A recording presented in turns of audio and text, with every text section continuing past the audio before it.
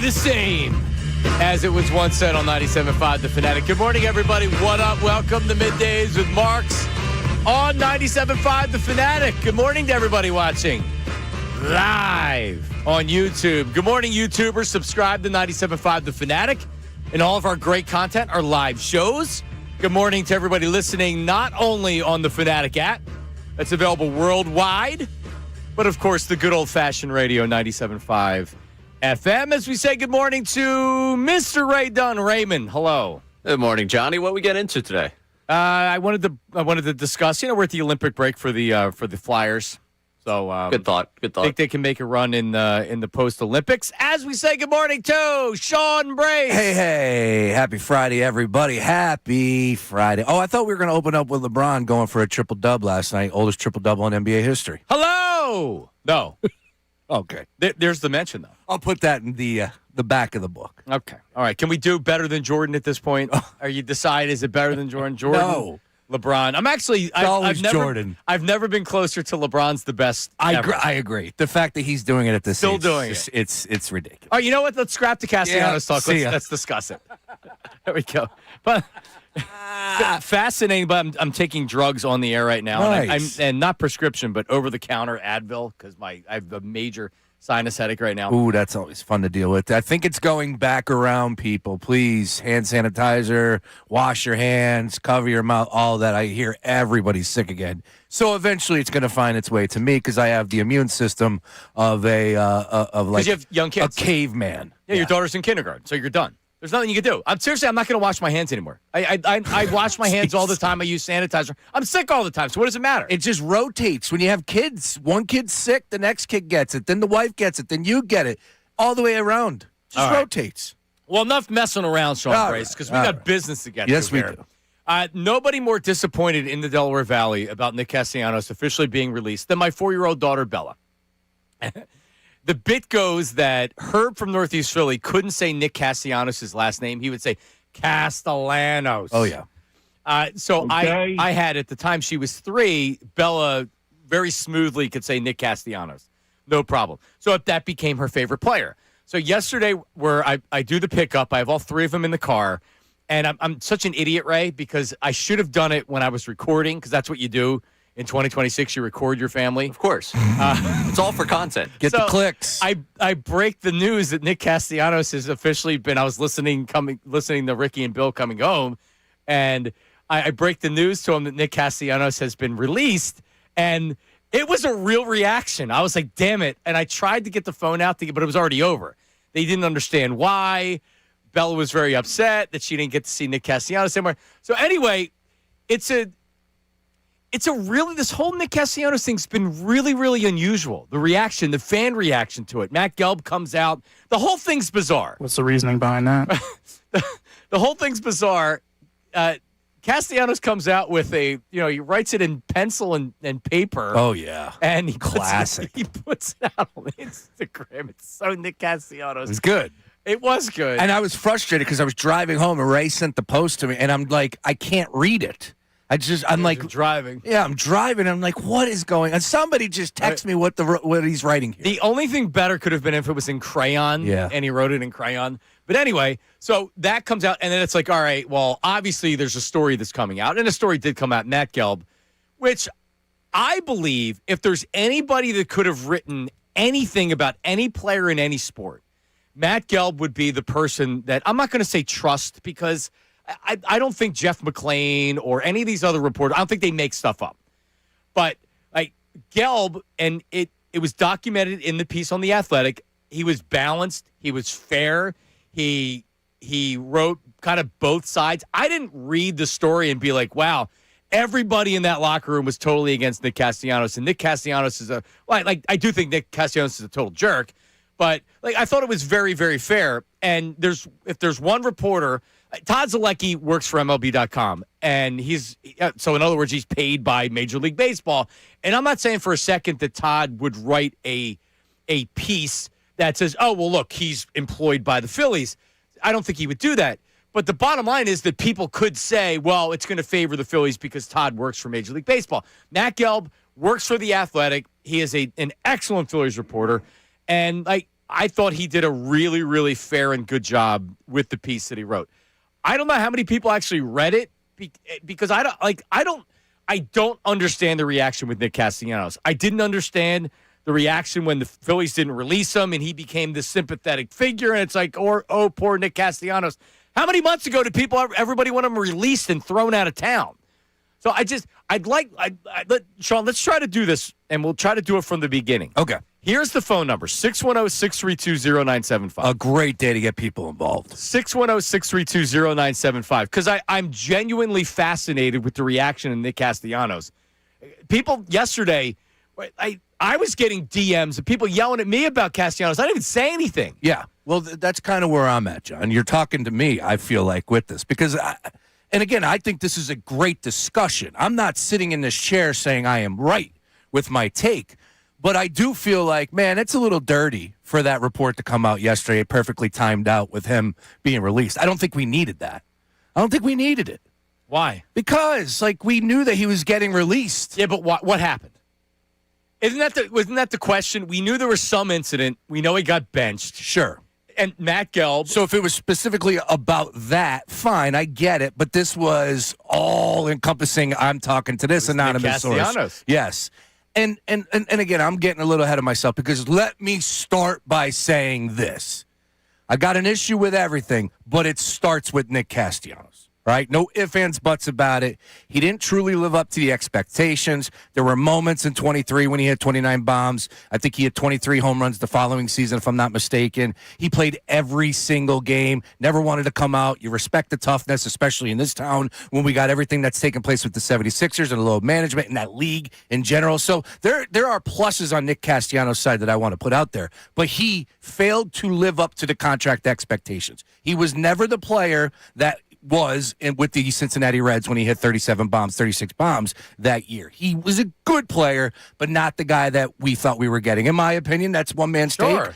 And everybody's up for their own debate on that. And that's why I think this is a great discussion to get people involved because it can go so many different ways. Right. Starts with him. Was he released because he was ineffective and the Phillies ate $20 million? Was he released because the Phillies just had enough of him? Probably a combination of both. Correct. If he had 37 home runs last year, he's the starting right fielder. Yeah, he's your starting right fielder this year, but he didn't. Yeah. And this is the first time that Dombrowski has voluntarily eaten money since he's gotten here, so that tells you a little something there. I get it. It's time to move on. I think we all knew that this was going to happen. But, man, doesn't it just made me feel yucky. That's the perfect word. I felt yucky by reading Gelb's piece, the anonymous sources, and I spoke to Look, and I respect Matt Gelb. And we need people like this to put stuff out there. Don't get me wrong, because if it's the truth, and I do believe what he's reporting is the truth, but damn, the yuckness meter goes off for me from the player's perspective. Stand on it, man. You got something to say, stand up and say something. Yeah, but, I hear you. I expected more from this organization. There is a lot of solid personalities, starting with Bryce Harper, who is the guy. This is your franchise, Holmes. All right? Well where is he at now? So you want Bryce Harper to come out and tell the truth on Nick Castellanos? I want to put a bow on last year. If he was such a nuisance in the locker room, if he was this bad guy that was, taking the team down. So you don't believe this is an accurate portrayal of Nick Castellanos? I think it's a little over the top. Or you're skeptical of I think it's a little over the top. Okay. A little over the top. But we know who Nick Castellanos is. My point is this, John, is there's a Nick Castellanos on every team to a point. Every team. Well, so on every team, a guy gets benched and he brings a beer into the dugout, which was the first time he's ever done that, right? Presidente. Okay, yeah. I'm with you. That's over the line. But a guy that is, not PC when he gets the microphone put in front of him, who is the D word. Nick Castellanos is an idiot. Yes, we know that. Nick Castellanos is a total idiot. From the minute he got signed and he had the introductory press conference until the last that we're going to hear about Nick Castellanos. And by the way, my reaction would have been today, I'm not surprised about anything the beer thing was crazy. Yeah, that was wild. But I'm not surprised about anything. He's a bully. He bullied his way into not getting taken out of games, even though it was painfully obvious to everybody. A, he's struggling with the play. B, he can barely play right field anymore. And then He gets rewarded with bringing a beer in the clubhouse. Sure, he got benched for a game. They never took him out again as a defensive replacement. They were afraid of Nick Castellanos. Which is a shame. And which is crazy. And then that puts the bullseye on Thompson. Gelb talked about how they had organizational meetings and all this other stuff. There was way too much happening with Nick Castellanos. Agreed. Everybody else, you know what happens? Hey, man, your play's falling off defensively. You can barely play the position anymore. You're the worst outfielder in Major League Baseball. Tough noogies. You're going to come out in the 6th inning. You're going to come out in the 7th inning when he's not batting .330 with an OPS of 1,000. That's not Nick Castellanos. So guys far better players than Nick Castellanos get substituted defensively. Absolutely. And because he went berserk and did whatever he did, they kept putting him back in there, which is ridiculous. I'm so glad that he's gone because I'm ready to move on. No doubt. Ray, your opinion on it. I need it explained to me like I'm dumb because I guess a lot of people think I am. But I need it explained to me like I'm Bella, my 4-year-old, why this has become a big deal and why this has become this big story. I don't understand it. Now Nick Castellanos has went from being public enemy number one, you suck, get out of here, to, the Phillies are the villain in all this. I don't get it. Yeah, it's amazing. The Phillies made accommodations for this guy. They clearly overpaid for 4 years and are going to pay $20 million not to play for them this year. And they are somehow the villains in this story. They have somehow become the problem in this. They gave Castellanos, the great irony in Castellanos' letter is when he says that he thinks Thompson gives too much slack in some areas and in other areas he's too strict because they gave so much slack to a guy that quite clearly at the end of games should not have been in right field because you had better options on the roster and you weren't able to use those better options in your roster because you're afraid of him going berserk like he did in Miami, being replaced for defense late in that game. On top of that, when he wasn't hitting well, what do we hear? He just wants to play 162. We're going to put him out there. He was not the best option on your team to be playing every single day. Taking a day off and actually getting a chance to reset would have been a good thing. But no, we want to play him 162. Do you think they really want to play him 162, or were they afraid they were going to lose him for the rest of the season because he was going to throw a tantrum like he did in Miami when they replaced him for defense? I mean, this is the issue here. And the reason why this report comes out right now, and that's like, Sean, what you said is what a lot of people are saying, why right now? The Philadelphia Phillies are going to pay a right-handed bat who is an outfielder $20 million not to play for them this season. Correct. Yep. The question is why, and the answer is for all this laundry list of reasons. Yeah. Like that's why this story comes out right now. This wasn't a hit piece. It was balanced. This isn't a piece where it's like, well, obviously this was given to Matt Gelb by the Phillies, and he's just putting it out there. So perfectly timed. He gets released. I say hit piece because Gelb. of timing. Yeah, but what was hit piece about it? Well, just the whole anonymous sources, right? That always ruffles my feathers. And then I'll give you this line. How about this right here? For months, many of Castellanos' teammates had a running debate. Oh, yeah? They could not consider him a, quote, bad teammate because there were so many instances of Castellanos doing thoughtful things. He extended advice to younger players. He offered space in his home for call-ups if they needed it. He was level-headed on the field, for an example, for everyone. It's just like, all right, we're trying to give both sides the balance, the good, the bad, and it just felt yucky to me. It did. But why is that yucky? He's actually saying guys didn't think he was a bad teammate, but ultimately they got fed up with a lot of his other nonsense. But then they continue to go on, and then they give you the opinions that, just as far as the distrust from the whole team. And then they've referenced that podcast with Mookie Betts, which was a fantastic listen. I watched it this morning. That was a great listen, that podcast. All of it. And he said that one thing where it's like, look, I trust people that played the game. Well, all right. You know what, man? These guys are major leaguers. He's not the only one to think like that. All right, here's Nick Castellanos. This is Mookie Betts' podcast.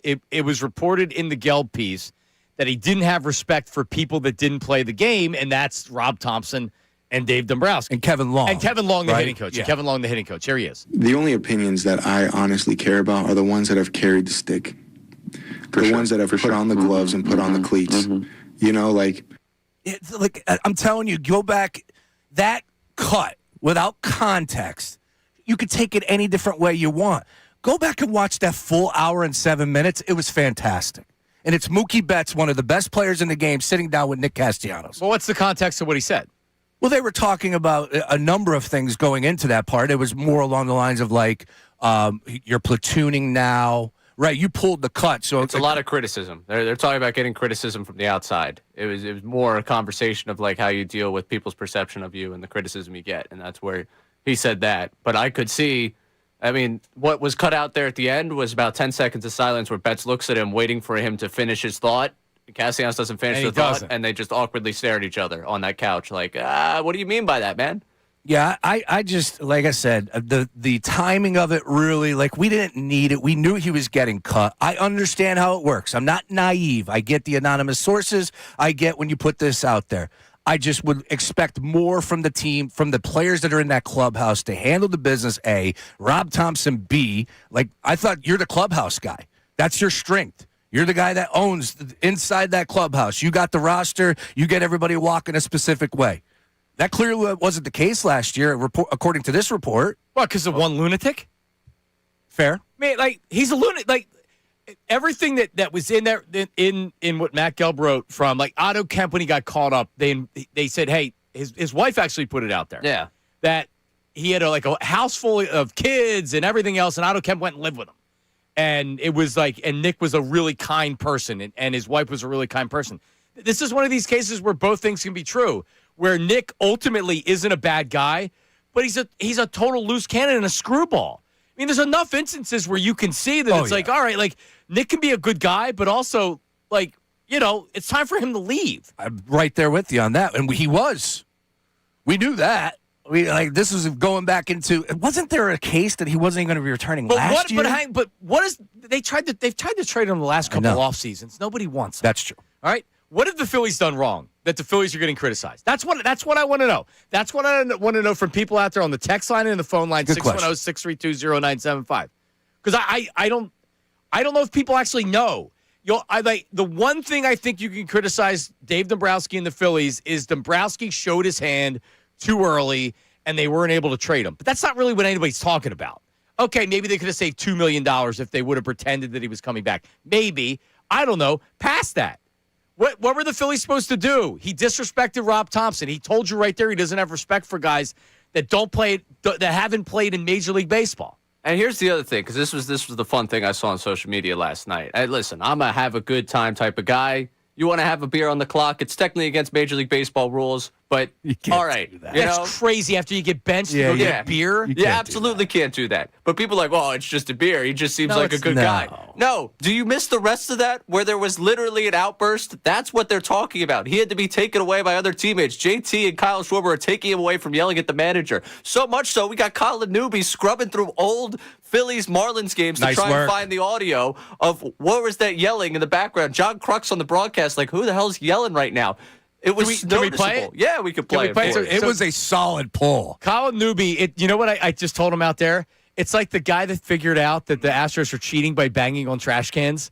That's what Newby did. He's a member of our digital team. You'll see a lot of video and a lot of articles on 975thefanatic.com. So when Castellanos gets benched or he gets taken out as a defensive replacement, here's how it sounded. Who's yelling? Could be any number of the handful of people that are here, John. Yeah, we should be able to point him out. It'd be great if you figured out who it was. Well, it's got to be someone close to the dugout because there's a mic down there, ain't there? I don't know if that would matter, but yes, there is a mic down there. I couldn't hear anything. In the beginning, you could kind of get a little of the... it's a little bit with just the humming that we have on the side. Well, they heard something. Yeah, they heard something. And Dombrowski, when he spoke, and we can get that for you coming up, that he spoke, he was like, I'm surprised nobody caught what was happening down there in Miami. I was watching it unfold from upstairs. Right. Like, there was clearly a commotion that took two of the team's leaders in Schwarber and JT to take Nick Castellanos away from the manager. Forget how much you love that he's having a good time with a beer after he gets benched. They had to take him away from the manager because he's yelling at the manager. He brought him the dugout. I mean, I get it. He's upset. Like he had said in his note that he wrote that it was in front of family and friends. He's from Miami, so maybe it was embarrassing for him. I get it. Go into the clubhouse and start smashing stuff around. Like that would be more normal than getting a beer. Well, you nailed it. He's a bully. And he went out there and sat next to Topper with the beer in hand and saying all the stuff that he said. You're right. So I guess my bigger point, John, when you said, what did the Phillies have fault for, which is a great question, because I think they do have fault. And the fault I would say is, how do you allow that to happen? Now, you stand up for your guy because there could be bigger ramifications that come down as far as suspension is concerned. Guy brings a beer into the dugout, sure. But this guy bullied you into playing 162, never coming out, and ultimately has the whole clubhouse buzzing where he's not a team guy. All right, 610-632-0975. 610-632-0975. The text line, the phone line. Well, I'd imagine it's buzzing. A lot of people are angry with the Phillies. And it's just an open-ended question. I don't want to argue with people. I'm trying to understand what the Phillies have done wrong in the Castellanos situation. Honestly, I think he put them in a really difficult spot. Rob Thompson probably got bullied by Castellanos because of his demeanor and his behavior. When have we heard Castellanos or Thompson butting heads with anybody? No. He's the most positive, supportive guy. And in this case, because Castellanos, as bad as he was defensively, he got benched for a game. They never took him out again.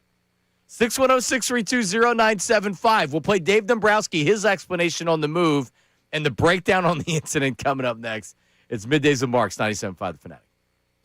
Now on 97.5 The Fanatic Sports Update. Castellanos released. I'm Ray Dunn with this Fanatic Sports Update. Nick Castellanos was released by the Phillies yesterday as the final year and $20 million on his contract. Castellanos posted a letter on his Instagram thanking the Phillies and addressing the incident that happened in Miami, where he says he brought a beer into the dugout after being removed for defense. Matt Gelb later put out a story on the whole situation, detailing some of the frustrations internally with Castellanos and the Phillies, his teammates, coaches, and also referencing this quote that he made on Mookie Betts' podcast and comparing it to the respect that he did not have for Rob Thompson and Kevin Long. The only opinions that I honestly care about are the ones that have carried the stick. The ones that have put on the gloves and put on the cleats. You know, like... For all the chaos from Clearwater, we'll talk to Tim Kelly coming up at 11 o'clock about everything going on. The NBA All-Star Weekend is this weekend. Tyrese Maxey will start in the All-Star game, also participate in three-point competition. VJ Edgecombe will be a part of the Rising Stars competition. This update is brought to you by Orderly Meds, affordable GLP-1s. Ready to feel healthy this year? Orderly Meds delivers proven GLP-1 treatments at a lower cost, shipped discreetly to your door. Go to loseweightnow.co. Eligibility required. Visit loseweightnow.co. I'm Ray Dunn, your home for the Sixers, Flyers, best bird talk in town. 97.5 The Fanatic and The Fanatic.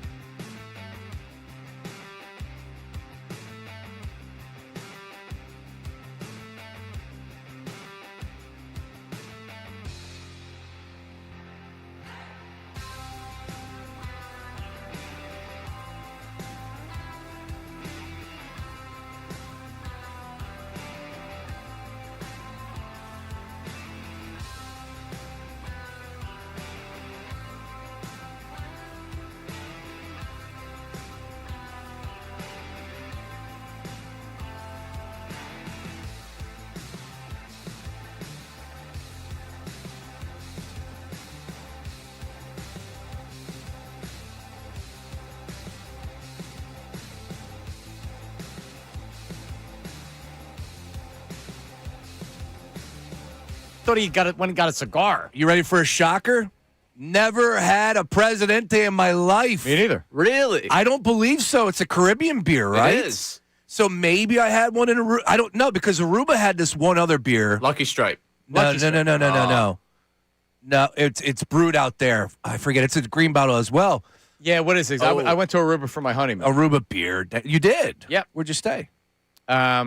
We stayed at the one part of the island that it's for adults only. It's Balashi, Yes, yeah. Balashi, right? Balashi beer. Great beer. So Great we got married at the I think it was a Hilton at the time on Delaware Avenue, or that's where we had the reception. Yeah, I was there. Yeah, so we had because What you a know, wedding that was. Because when you pay however much money we paid, you get free rooms. So we had like a week of rooms at the Hilton in Aruba. Nice. And then they have the quieter part of Aruba where, like it's not the high rises, the big hotels, it's the smaller ones. Johnny's So we wedding did both. was the first one I've ever been to that was such the type of wedding it was. From where was it, Norristown, the church? Yes. From the church all the way down to that party. What a great time that was, man. Yeah, the Coptic church in What a great time. Norristown.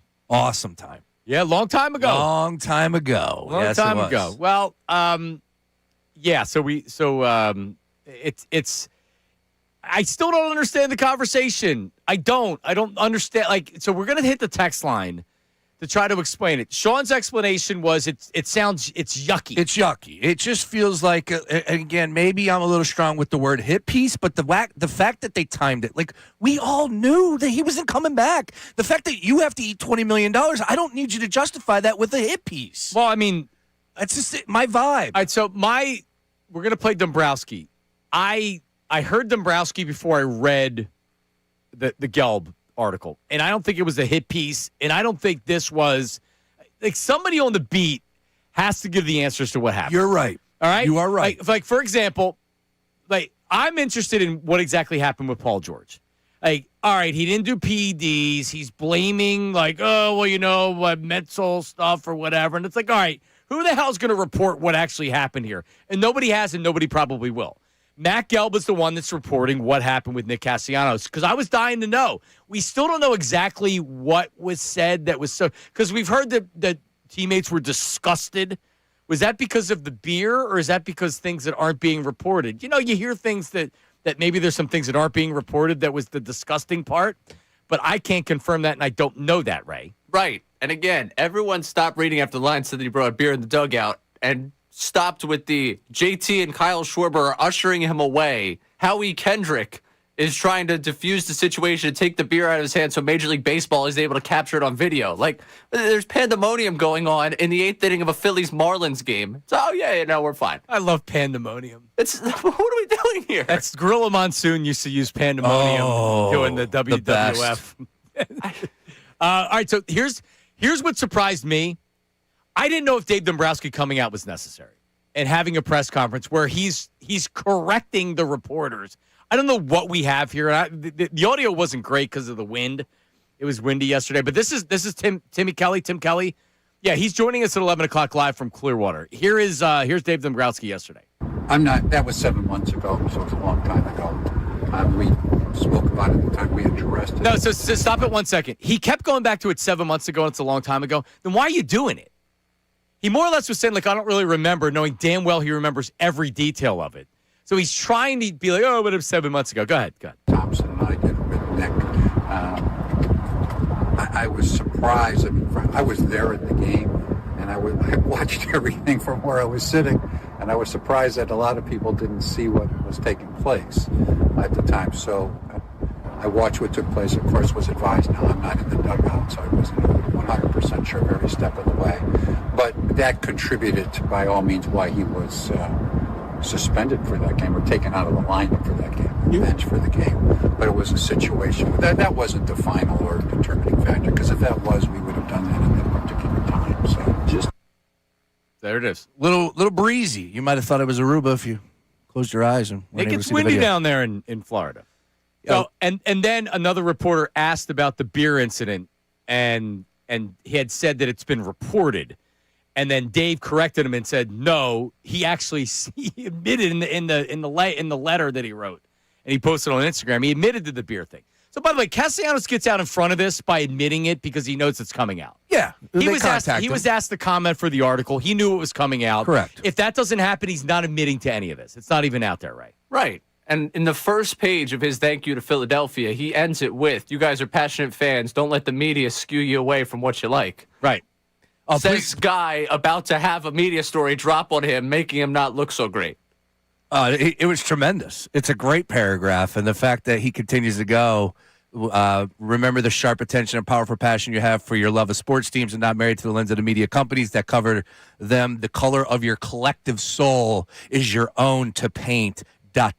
together. That is great right there. Yeah? I love Collective Soul. Yeah, man. Look, John, I'll tell you what, it's all over the place, and I just feel, like I said, it starts with Nick Castellanos. I need to reiterate that. There's nobody at fault here except for, to a point, it starts with him as far as the fault meter is concerned.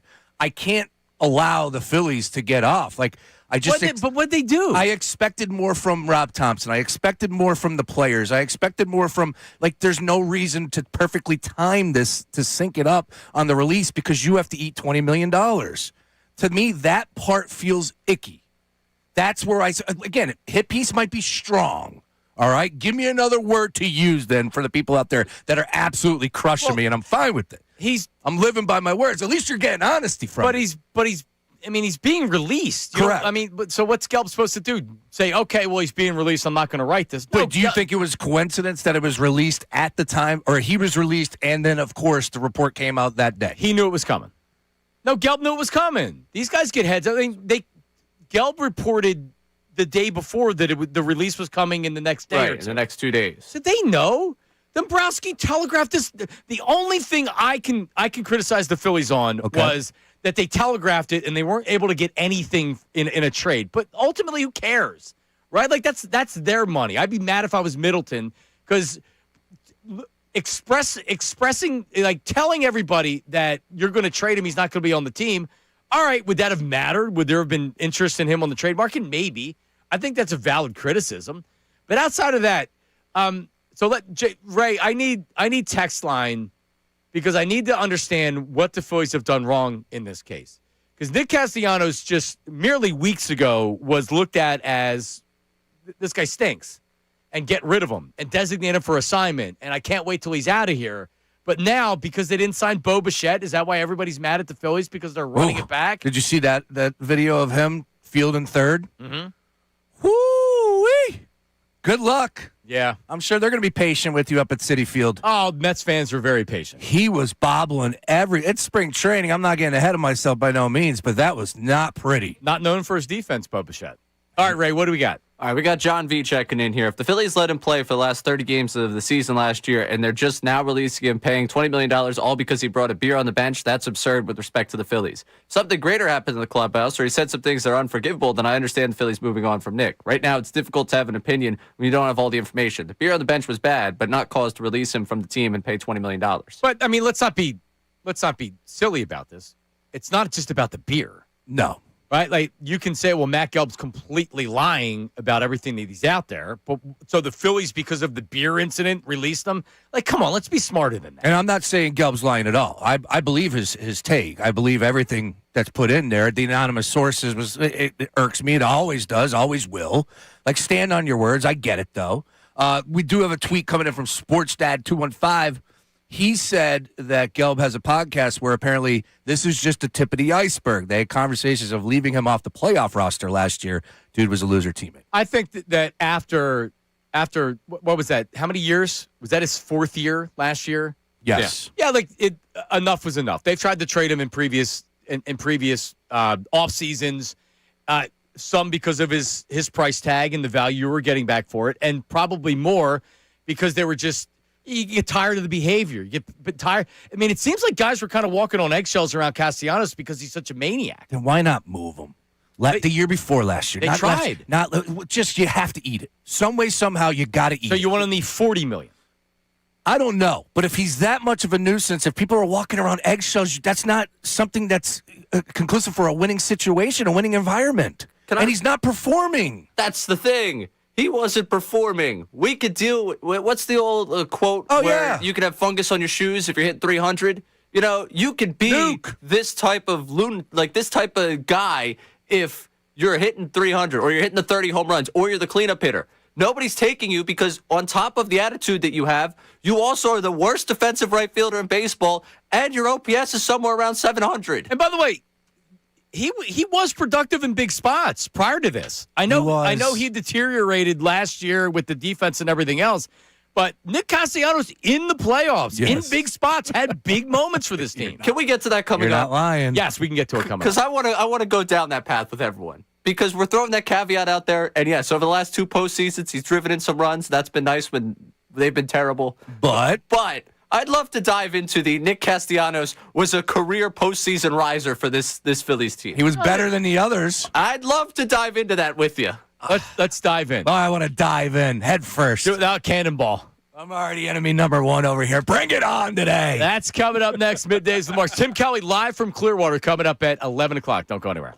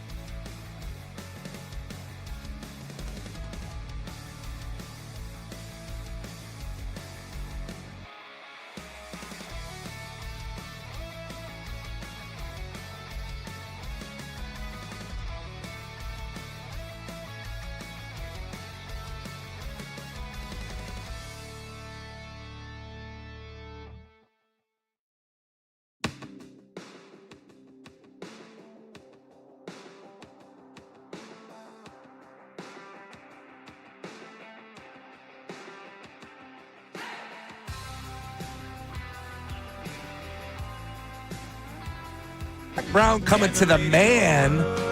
My wife, put down her heated rivalry love affair for just a moment and bought tickets. We're seeing him. She never buys tickets. But Zach's coming to the man this summer, dude. That is going to be unbelievable. That'll be some tailgate. Oh, yeah. The man is. I'm already tailgating. Before they everything went over to Camden, all of the summer concerts went to the man because there was nowhere else. So this was like mid-90s. And and if it would rain because you're on the grass, like you're parking on the grass, like forget about it. You're stuck?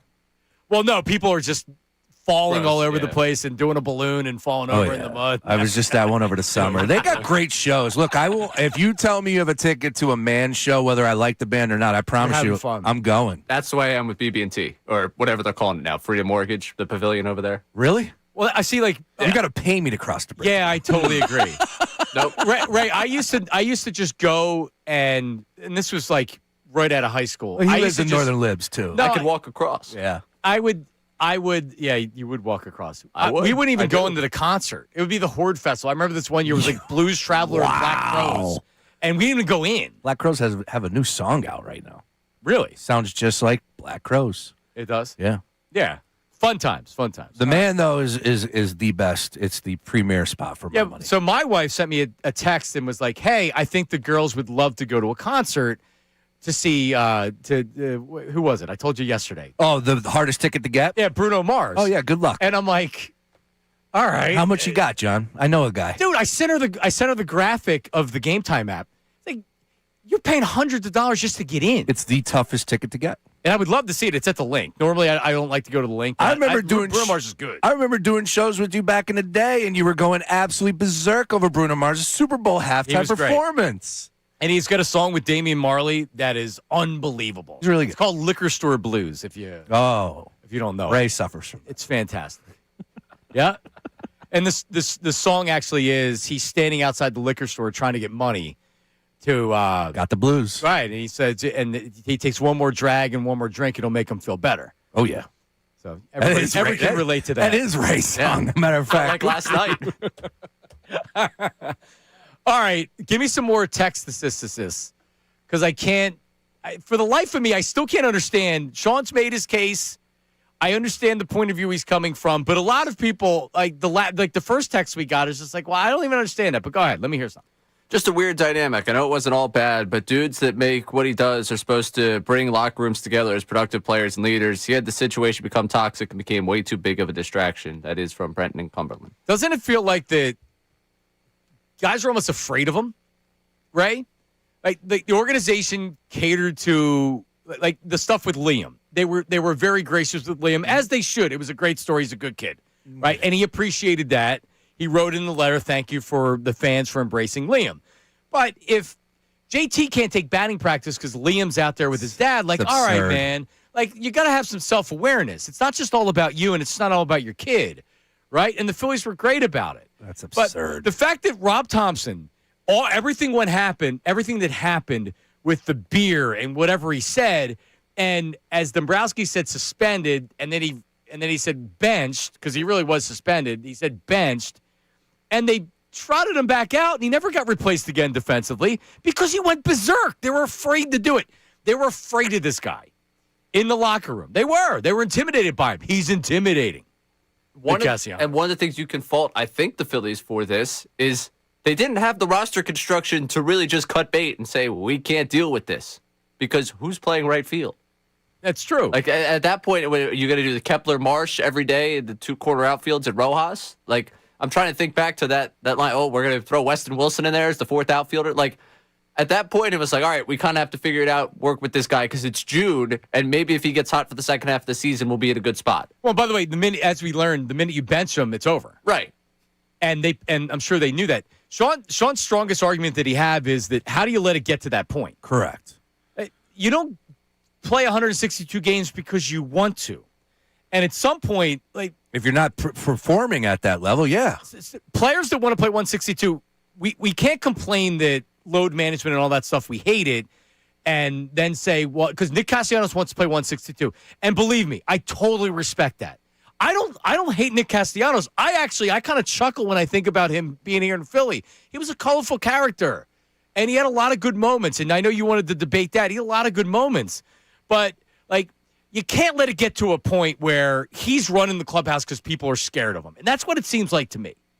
Yeah, there was issues with where he was batting in the lineup heading into the 24th season is what I'm reading to, or what I took away from that report earlier this morning when I read Gelb's piece. Like, and he didn't really want to come here. He felt disrespected from the minute he was here. Like it. Now, did you really vibe with that? Like, that's is there truth behind that? Really, he's not a good fit for Philadelphia.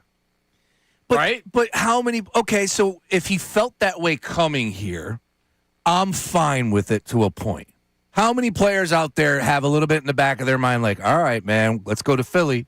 It's just a reality. But ask him last year. Maybe not now, but ask him last year what he thought about Philadelphia. And I think his words are true. Am I wrong on that? He made, like, it could have been worse. There wasn't a lot. He wasn't fighting with fans. There wasn't a lot of outbursts and things like that.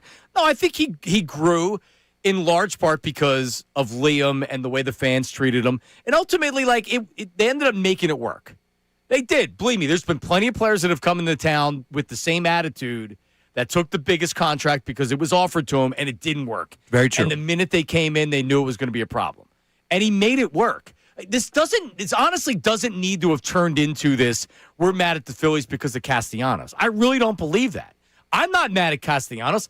I'll look back and say, like, Ray, I'll give you 60 seconds to make your case. I thought he was, like, okay here for a while. He didn't live up to the contract, but that's not unusual for players that sign big free agent contracts. I don't know. I mean, I guess. I feel like we have the conversation all the time about what contract you get rid of, and we all get livid with the amount of money people make versus what they give you. And what he was paid, he did not live up to. And I understand people like, yeah, he had his moments. He did. That NLDS against the Braves in 23 was awesome. The homers off of Strider, the homers at the beginning of the NLCS, those were great. He had a couple of timely hits over the last couple of years.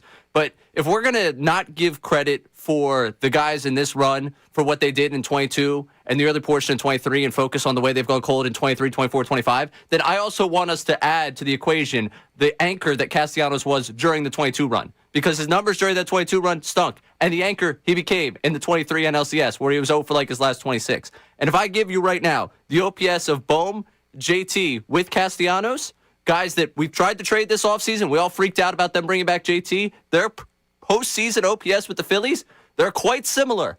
And everyone's like, well, Castellanos came through. He had a couple of timely hits, sure. But when you look at the way that he played over the large sample size of his postseason career here in Philadelphia, it's not too different than the guys you're trying to throw overboard right now. It's fair. I can get down with that. Yeah, you remember the one-handed swing that he was able to, fist out there into left field. Yeah, to left. Do you remember that Arizona series? They went into that series. I remember Castellanos was on a historic pace. Correct. And he went ice cold, as did the rest of the team. But he went ice cold. Adjustments were made. Don't throw him strikes. In 2024, yeah, that's fair. Don't throw He also had a problem with the organization telling him to stop being so free swinging. He was upset about that early on in his time here. Honestly, the whole thing with not respecting Kevin Long and Rob Thompson because they didn't play in the majors is so stupid. Ultimately, some players are going to be like that. Yes. But it's a silly way of looking at it. It is. I'm with you. But at the same time, I'm sure there are a lot of people in that clubhouse that feel the same way. Like, man, if you don't walk in these shoes at this level, I got nothing for you. But there's also Trey Turner, Bryce Harper, and Kyle Schwarber that would be mad as hell if Kevin Long wasn't back as the hitting coach. So I'm going to take those guys over. Everybody's different. All right, Tim Kelly live from Clearwater. His thoughts on all of this, what he's hearing, and then we'll get in some actual on-the-field stuff as well. That's coming up next, Middays with Marks, 97.5 The Fanatic. Now on 97.5 The Fanatic Sports Update. Castellanos released. I'm Ray Dunn with this Fanatic Sports Update. Nick Castellanos was released by the Phillies yesterday. They're going to get the final year and $20 million on his contract. Castellanos posted a letter on his Instagram thanking the Phillies fans and addressing the situation that happened down in Miami, the incident between he and Rob Thompson when he was replaced for defense in that game back in June. Dave Dombrowski addressed the media and also addressed that incident. That was 7 months ago, so it's a long time ago. We spoke about it at the time we had been arrested at the time. Rob Thompson and I did with Nick. That wasn't the final or determining factor, because if that was, we would have done that at that particular time. So just Castellanos no longer a Philly. We'll talk to Tim Kelly coming up in the next segment about everything going on down in Clearwater and the Nick Castellanos situation. NBA All-Star Weekend is this weekend. Tyrese Maxey is starter in the All-Star game for the 76ers, also participating in the three-point competition. VJ Edgecombe amongst the Rising Stars competition. This update's also brought to you by Aleve. Traffic and body pain can slow you down, but don't let the pain stop you. With just one pill, Aleve provides up to 12 hours of pain relief so you can keep moving. Use as directed. I'm Ray Dunn, your home for the Sixers, Flyers, Best Birds Talk in town. 97.5 The Fanatic and the Fanatic app. What do you get when you...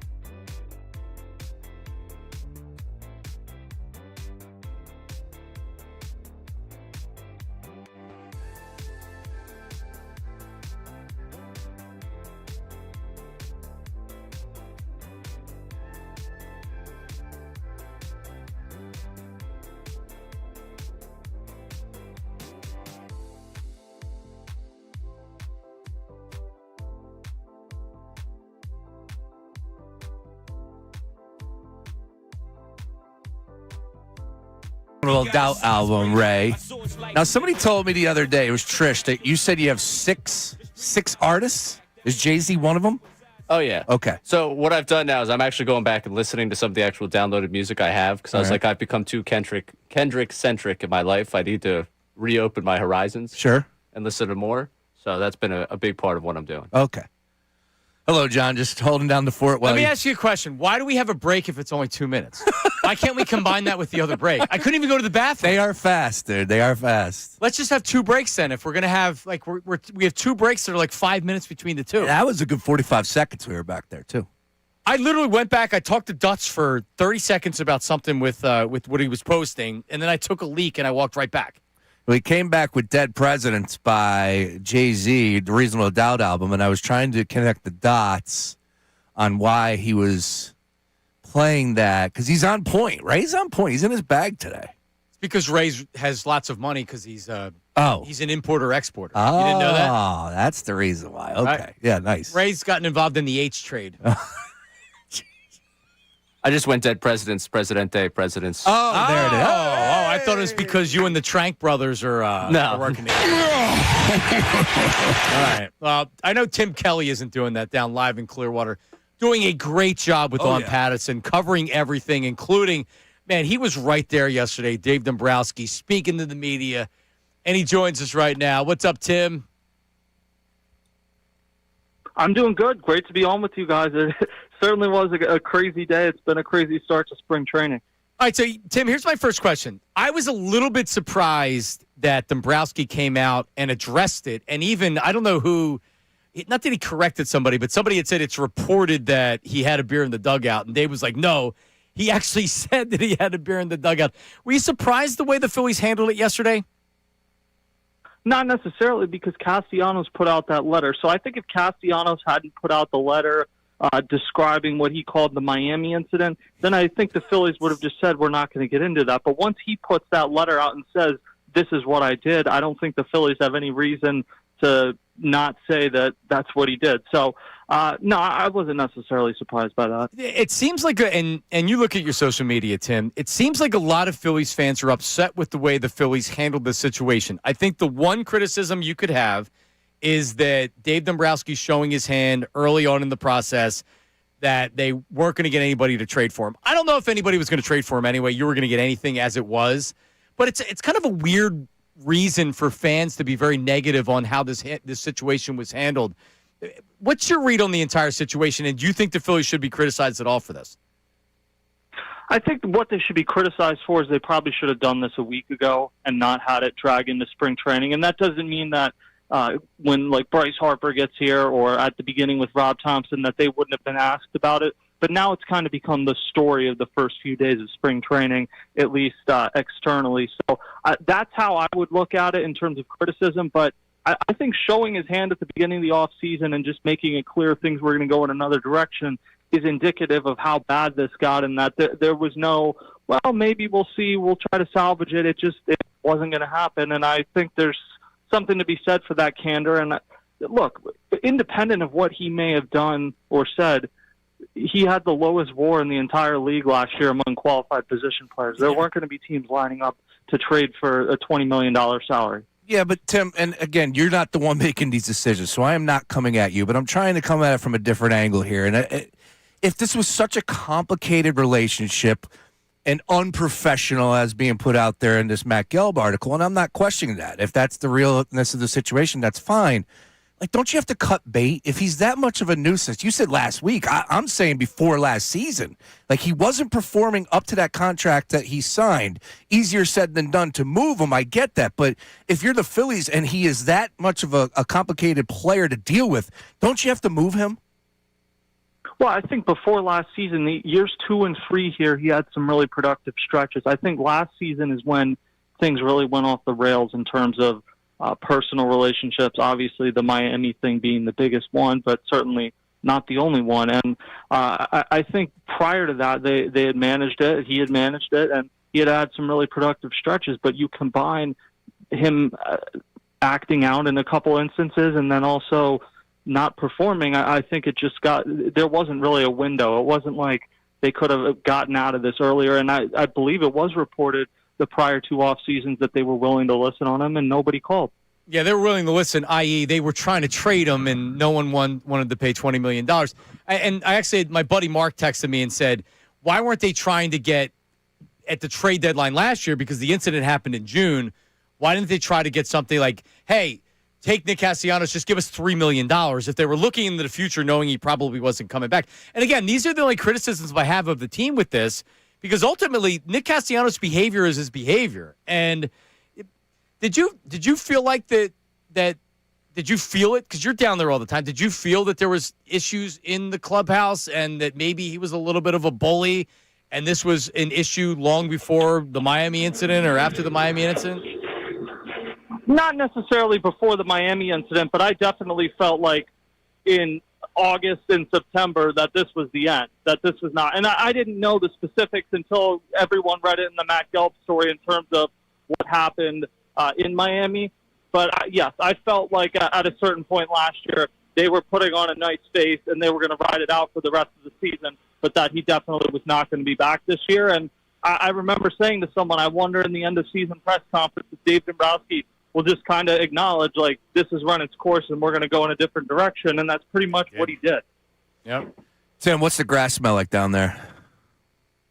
It's it's pretty nice. After this winter, it's anything's nice. It hasn't been super warm this week, but compared to Philly, like 30 degrees is super warm. I bet. I would want to ask a question about the current state of the club before we get out of here with you. But just as far as another one for me right now is I look, and I'm just being honest with my opinion here. It's like I thought that the Phillies had a really good clubhouse. I thought the one thing that a strong point for Thompson was the fact that he can deal with all these different personalities. He's not a strategy guy. He's not Gabe Kapler light. Like, this is what he is. He's a baseball lifer. He can deal with all these personalities and what comes with it. And then you find out he's being bullied. And then the fact that you got guys like Bryce Harper and Kyle Schwarber. Like, I just come away with an icky feeling. Like, I thought this clubhouse was a little bit tougher, a little bit stronger, would handle business. And that clearly, from Matt Gelb's article, is not the case. Am I fair with that critique? I'm not sure. I think you had one guy that this went on with, but the fact that no one has come out and said, like, oh, he was wronged by the team or anything like that, I think it gives you a perspective on where things stood by the end of last season. And you also have guys, Trey Turner, Bryce Harper, Kyle Schwarber, whoever, have gone out of their way consistently to talk about Rob Thompson and how much they like him. And we can debate whether maybe they could have made a change at the end of last year. Maybe something needed to be different. But, like, in general, I think Rob Thompson has done a good job managing a clubhouse where there are a ton of super accomplished, well-paid players. He's gotten their respect, and it goes back to 2022 when he got Bryce Harper on board. I think that was the moment he was going to be the long-term manager here, and they've had a lot of success. I know they haven't gotten over the hump, and that's ultimately how this is going to be judged. But in terms of the clubhouse, I still think it is. But you got Castellanos out of here. I think Matt Strom was not a bad clubhouse guy. I don't mean to say that, but he was certainly a big personality, and sometimes after a few years, like, you swap out some of these guys and change things and keep moving, and that's just part of the game. Change is normal in sports, and we're talking to Tim Kelly on Pattison. He is a rising star in the business covering the Phillies. Follow him on social media. It's at Tim Kelly Sports. So let's talk about the club, because we know they have a good club. We have a good club. The feel for me is that I was worried about Zach Wheeler. When's he going to be back? The feel after initially discovering he has his rib in his closet, but like he's a little bit behind. Are we looking at like the beginning of May? And I know it's hard to say right now because he's still not thrown off the mound, but the feel to me is that they don't think he's that far away. What's your feel? Yeah, that's about what I feel right now, and that certainly can change. Like you said, he hasn't gotten off the mound yet, so until he does that, it's hard to move forward. And I don't know. I would be surprised if he goes to Lehigh Valley at any point, but there may be some sim games he has to pitch in April kind of to check some boxes. But, yeah, I think that's about what you're looking at. And when you think about the fact that he's going to turn 36 this season, there may be, in a weird way, kind of a blessing in disguise not to have as many innings on him early in the season. It's interesting. What are some other things that have that have jumped out to you? And we know that it's pitchers and catchers and some select players right now. But what's the other things that you're noticing early in camp, Timmy? Well, I definitely think there's excitement about Aiden Miller, about Justin Crawford, about Andrew Painter, who right before I came on with you guys, Andrew Painter was throwing a bullpen session to JT, and look, he has to get his control back on his breaking pitches, but when you watch him, it looks effortless coming out of his arm. So we'll see what happens, but I still think he's going to be a really good pitcher. And if you add that to what the Phillies have, Jesus Luzardo also threw a bullpen session and was working on a different variation of his changeup, and it looked really good. So I think the Phillies are still going to have a really good team. Now, whether they get over the hump in October, we'll see, but you can't do anything about that in February. Tim, you brought up Justin Crawford, 334 average AAA. Where do you see him as far as the lineup is concerned? And what's realistic expectations? I've been asking everybody this question, and it's an honest one for me. It's like I want to put the world of the weight of the world on his shoulders, but like you got to be fair about this. So your expectations for Justin Crawford year one, where do you think he's hitting in the lineup? I think he's going to hit ninth in the lineup, at least to begin the season. I think they're going to go out of their way to try and limit some of the pressure on him. I don't know if that's going to be successful because when you don't make a ton of changes to a team that's been similar, the only changes are going to be the guys that are coming up from the minor leagues, the only major changes. And Andrew Painter doesn't play every day. Aiden Miller's not going to be with the team on opening day. So Justin Crawford's going to be kind of the one in the lineup every day that people are looking at. So even if he's hitting ninth, there's going to be a lot of pressure on him. I would expect to make contact, steal bases. I've heard multiple people talk about how good of a bunter he is. There may be some growing pains in center field, but I think he'll be able to make it work in center field. I don't think he's going to hit for a lot of power. So I just think people should have measured expectations. This is someone that has unquestionably earned an opportunity to come up to the majors and make this team and be their long-term center fielder potentially, but I don't anticipate he's going to be playing in the All-Star game this year either. So this is still going to, in a lot of ways, come down to Schwarber, Harper, Turner. But if you can add another guy that gets on base and is lightning fast, that would be a huge development. All right, Timmy Kelly live from Clearwater. Tim, I don't need a final answer right now because I'm still putting things together, but I'm going to put together an Otto Kemp fan club that I want to be the president, and the tagline is "Get in the Zone, Otto Zone." My expectations this year with Kemp, if he can stay healthy, he's going to hit close to 20 home runs. What do you think, Kemp? He's going to platoon, maybe play some third base, play some left field. What do you think you can expect from him this year? 20 home runs is a lot, but I just because I don't know if he'll get enough at bats to hit 20 home runs. But I do think that they're talking him up this offseason has been legitimate, and he's going to play all over the diamond, third base, second base, left field. I think he'll be the primary platoon partner for Brandon Marsh to begin the season. So I think a realistic expectation was above an 800 OPS against left-handed pitchers, which would be a great development given how well Brandon Marsh hits righties. All right. Great stuff, Timmy. We'll talk to you again soon, buddy. Thanks, Thank you. Tim. All right. Thanks, guys. All right. Thank you, Tim Kelly, live from Clearwater. Love the live report from Clearwater. Me too. He can be our guy down there once a week. We'll do it. Ray, you in? Just felt the sunshine. Get in the zone. I'm not getting in the zone for 20 home runs, man.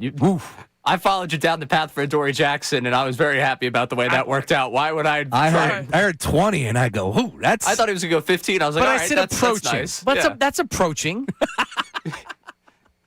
A 17's approaching 20 home runs. Oh, yeah. Tim said he's probably not going to get enough at bats to do that. All right. How many bats did he have last year? And he hit, what, 8? Yeah, and he had 10,000 different elements with him, too. So you got to factor that in there as well. I think you also have to factor in that I have an eye for talent. There you And go. I saw Dory Jackson, and I'm like, you know what? This guy's good. Where's he playing? Who? Otto. Where's your boy getting innings at? Left field, second base. By the way, and I don't. Did somebody text me this, or did I see it somewhere? You know, Bryson Stott isn't your everyday second baseman if he's not hitting. Yeah, it's fair. All right, like if you need a right-handed bat and Kemp's bat's good, I don't need Bryson Stott out there for 550 at bats. So if that means Kemp's getting 40 at bats at second base, okay, he's getting 40 at bats at second base. If that means Sosa is spelling Bryson Stott at second base, I don't need Bryson Stott as your everyday second baseman if he's not producing. have been full of myself on Stott, and he just hasn't. And I like him. I know, but he hasn't taken that step that I thought he was going to take. And man, I was so excited. He's at the number one leadoff spot. I'm like, this is perfect. Like, he sees pitches. He's dialed in. He's got the lefty bat, and he just failed. It's just He's better hitting seventh. Correct. Seventh. Yep. Or eighth. Yeah, I got that wrong. A lot of people did. Crawford, by the way, Fangraphs predicts 286 average, 7 homers, 29 steals. I'd sign up for that right now. Hell yeah. Right? And the 9-hole? Hell yeah. Because that's setting up Turner. Whoever bats second, we can ask Tim about that next time. Whoever bats second, so Schwarber, Harper. Correct. He can end up scoring a lot of runs. If he's hitting 286, his on-base percentage is going to be high because he's a good approach at the plate. Now we're cooking. And he's 29 steals. Yep. Like that. Oh, yeah. Oh, yeah. Are you in on you want to get in the zone with me? Who wants to get in the zone? We'll even take text applications. I can't. I'm not. 610-632-0975. Not for 20 home runs, but just that you're in the fan club of Otto Kemp. I don't know. I wasn't really all autoed up. And fine. Yeah. I'm not looking for strength in numbers. I'm looking for strength in belief. Yeah, that's. And I have belief. I'm probably not that guy. People laughed at Ray and I when we said Brett Toth MVP of the Eagles. All right? It's a great point. They laughed at us. They did. People laughed at me when I said I'm president of the Dory Jackson fan club. They laughed. That they did. I just want to say this, though. Like, I laughed out loud, and you got to bring it up when you do. The rib comment by Zach Wheeler, and, of course, when you start talking about the rib. So I guess that's about 50 cents a rib, huh? Yeah, about. Okay, let me get one. Right on. One order ribs. No. One rib. One rib. I sure am hungry.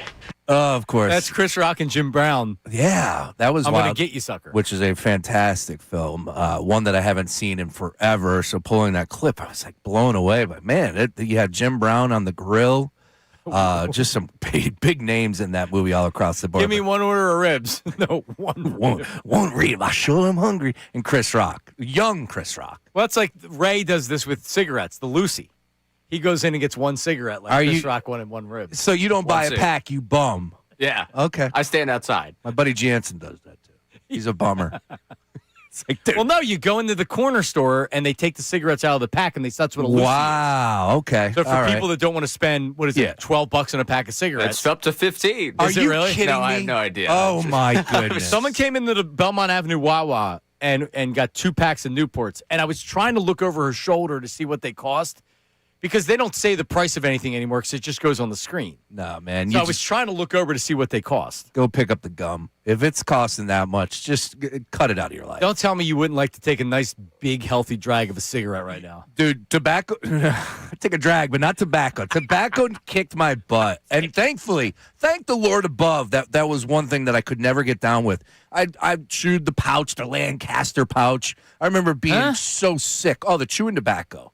The big pouch. Like no, Redman Shaw. I never Lenny liked, Dykstra, Kruk. I never liked chewing tobacco. You're growing up as a young boy, and it's like you look at those guys. I hate to say it, but it's the reality. And I tried, man, and that just never sat well with me. Then I did the Bandits. Skull Bandits made me. No, I never. I'm a weakling. I never. No, but they. I mean, I have dipped, and I wanted to throw up. Yeah, you give me a Zen right now. I bet you it would spin me. And that's why it's so hard for remember who was it? It was Doc Harnish that had to go in the DL because he was trying to kick dipping. Wow. Kurt Schilling talked about it too, how difficult it is for people because you're getting the higher concentration of nicotine. Sure. Average pack of cigarettes in Pennsylvania is $11.86. That's just absurd. Like, what do you smoke? What is Parliament's that much, right? Or is that Marlboro Reds? It's the Reds. That would have to mean a Lucy would be, because how many, was 20 cigarettes in a pack? A Lucy would have to be at least $1. It's got to make their money. Yeah. I don't know. Like Parliaments were the cheap kind, but they got the job done. Ray's also a Sherm head. You know what that is? No. Where you put the PCP on the end of the cigarette. God, Ray. No, not our Ray Dunn. No, not I'm him. just kidding. He just smokes cigarettes. Yeah. That's it. Nothing wrong. It has a couple burrs from time to time. Some people accuse Mad Mike of being a Sherm head. He joins us right now. Hi, Mad Mike. Hey, how we doing, Johnny Mark? Actually, hold on a second. We're up. Can you hold through the break? I want to give you your due time. All right. All right, hang on. There he is, Madam. I'm sure everybody's waiting to hear Mad Mike. Oh, yeah, he's happy. He wants to talk about the Cassiano situation. Also, from Matt Gelb's story to Matt Gelb's latest Phillies therapy podcast, he has audio that also brings some more context to the situation with Castellanos, and it's good. You have to hear it. Yeah, I hear the tip of the iceberg, in fact. That's coming up next. Middays with Marks, 97.5 The Fanatic. All right, listen, live betting on the BetParx app, the only online casino and sportsbook app that I would ever recommend and use. So check it out. You know, we just finished the pro football season. You can look at pro football in 2027, the Birds. You like them right now. Good value to win the big game next year. But the Olympics are going on. Basketball all-star game this weekend. What about the dunk contest, the three-point contest? That's coming up this weekend. College hoops. There's always another way to win on the BetParx online casino and sportsbook app. So I said sportsbook app. What about online casino? Right now on your phone, you can play blackjack, craps, roulette, poker, hundreds of online slots, and you can bet all your favorite sports and bet player performances during all of the games. So join me on the BetParx app. Live bet any game. New users up to $1,000 casino bonus back if you're down in the first 24 hours. BetParx.com for details. Whether your team scores or not, there's always another way to win on the BetParx online casino and sportsbook app. You must be 21. And in PA, New Jersey, or Michigan, gambling problem. Call 1-800-GAMBLER. Now on 97.5 The Fanatic Sports Update. Castellanos released. I'm Ray Dunn with this Fanatic Sports Update. Nick Castellanos released by the Phillies yesterday as they will eat the final year, $20 million on his contract. Nick Castellanos posted a letter on his Instagram thanking the Phillies and also addressing the incident in Miami where he was sat down as for a defensive replacement and then subsequently benched the next day after an incident in the dugout. Here's Dave Dombrowski addressing that incident. That was 7 months ago, so it was a long time ago. We spoke about it at the time. We addressed it at the time. Rob Thompson and I did with Nick. But that wasn't the final or determining factor, because if that was, we would have done that at that particular time.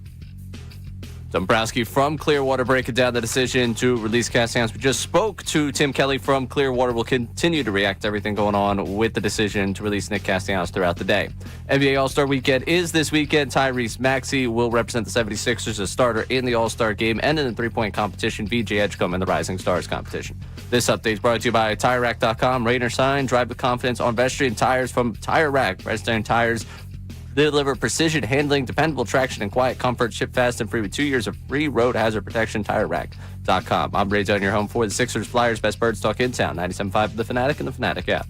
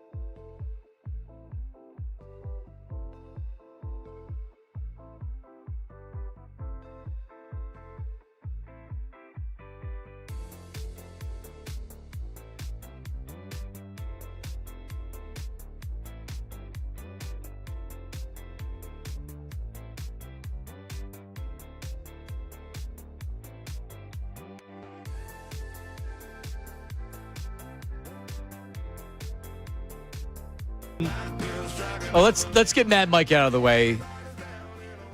He joins us right now. Mad Mike, hello. How are you? We have we have Matt Gelb podcast with giving more context into his report coming up in a second. Mad Mike, hello.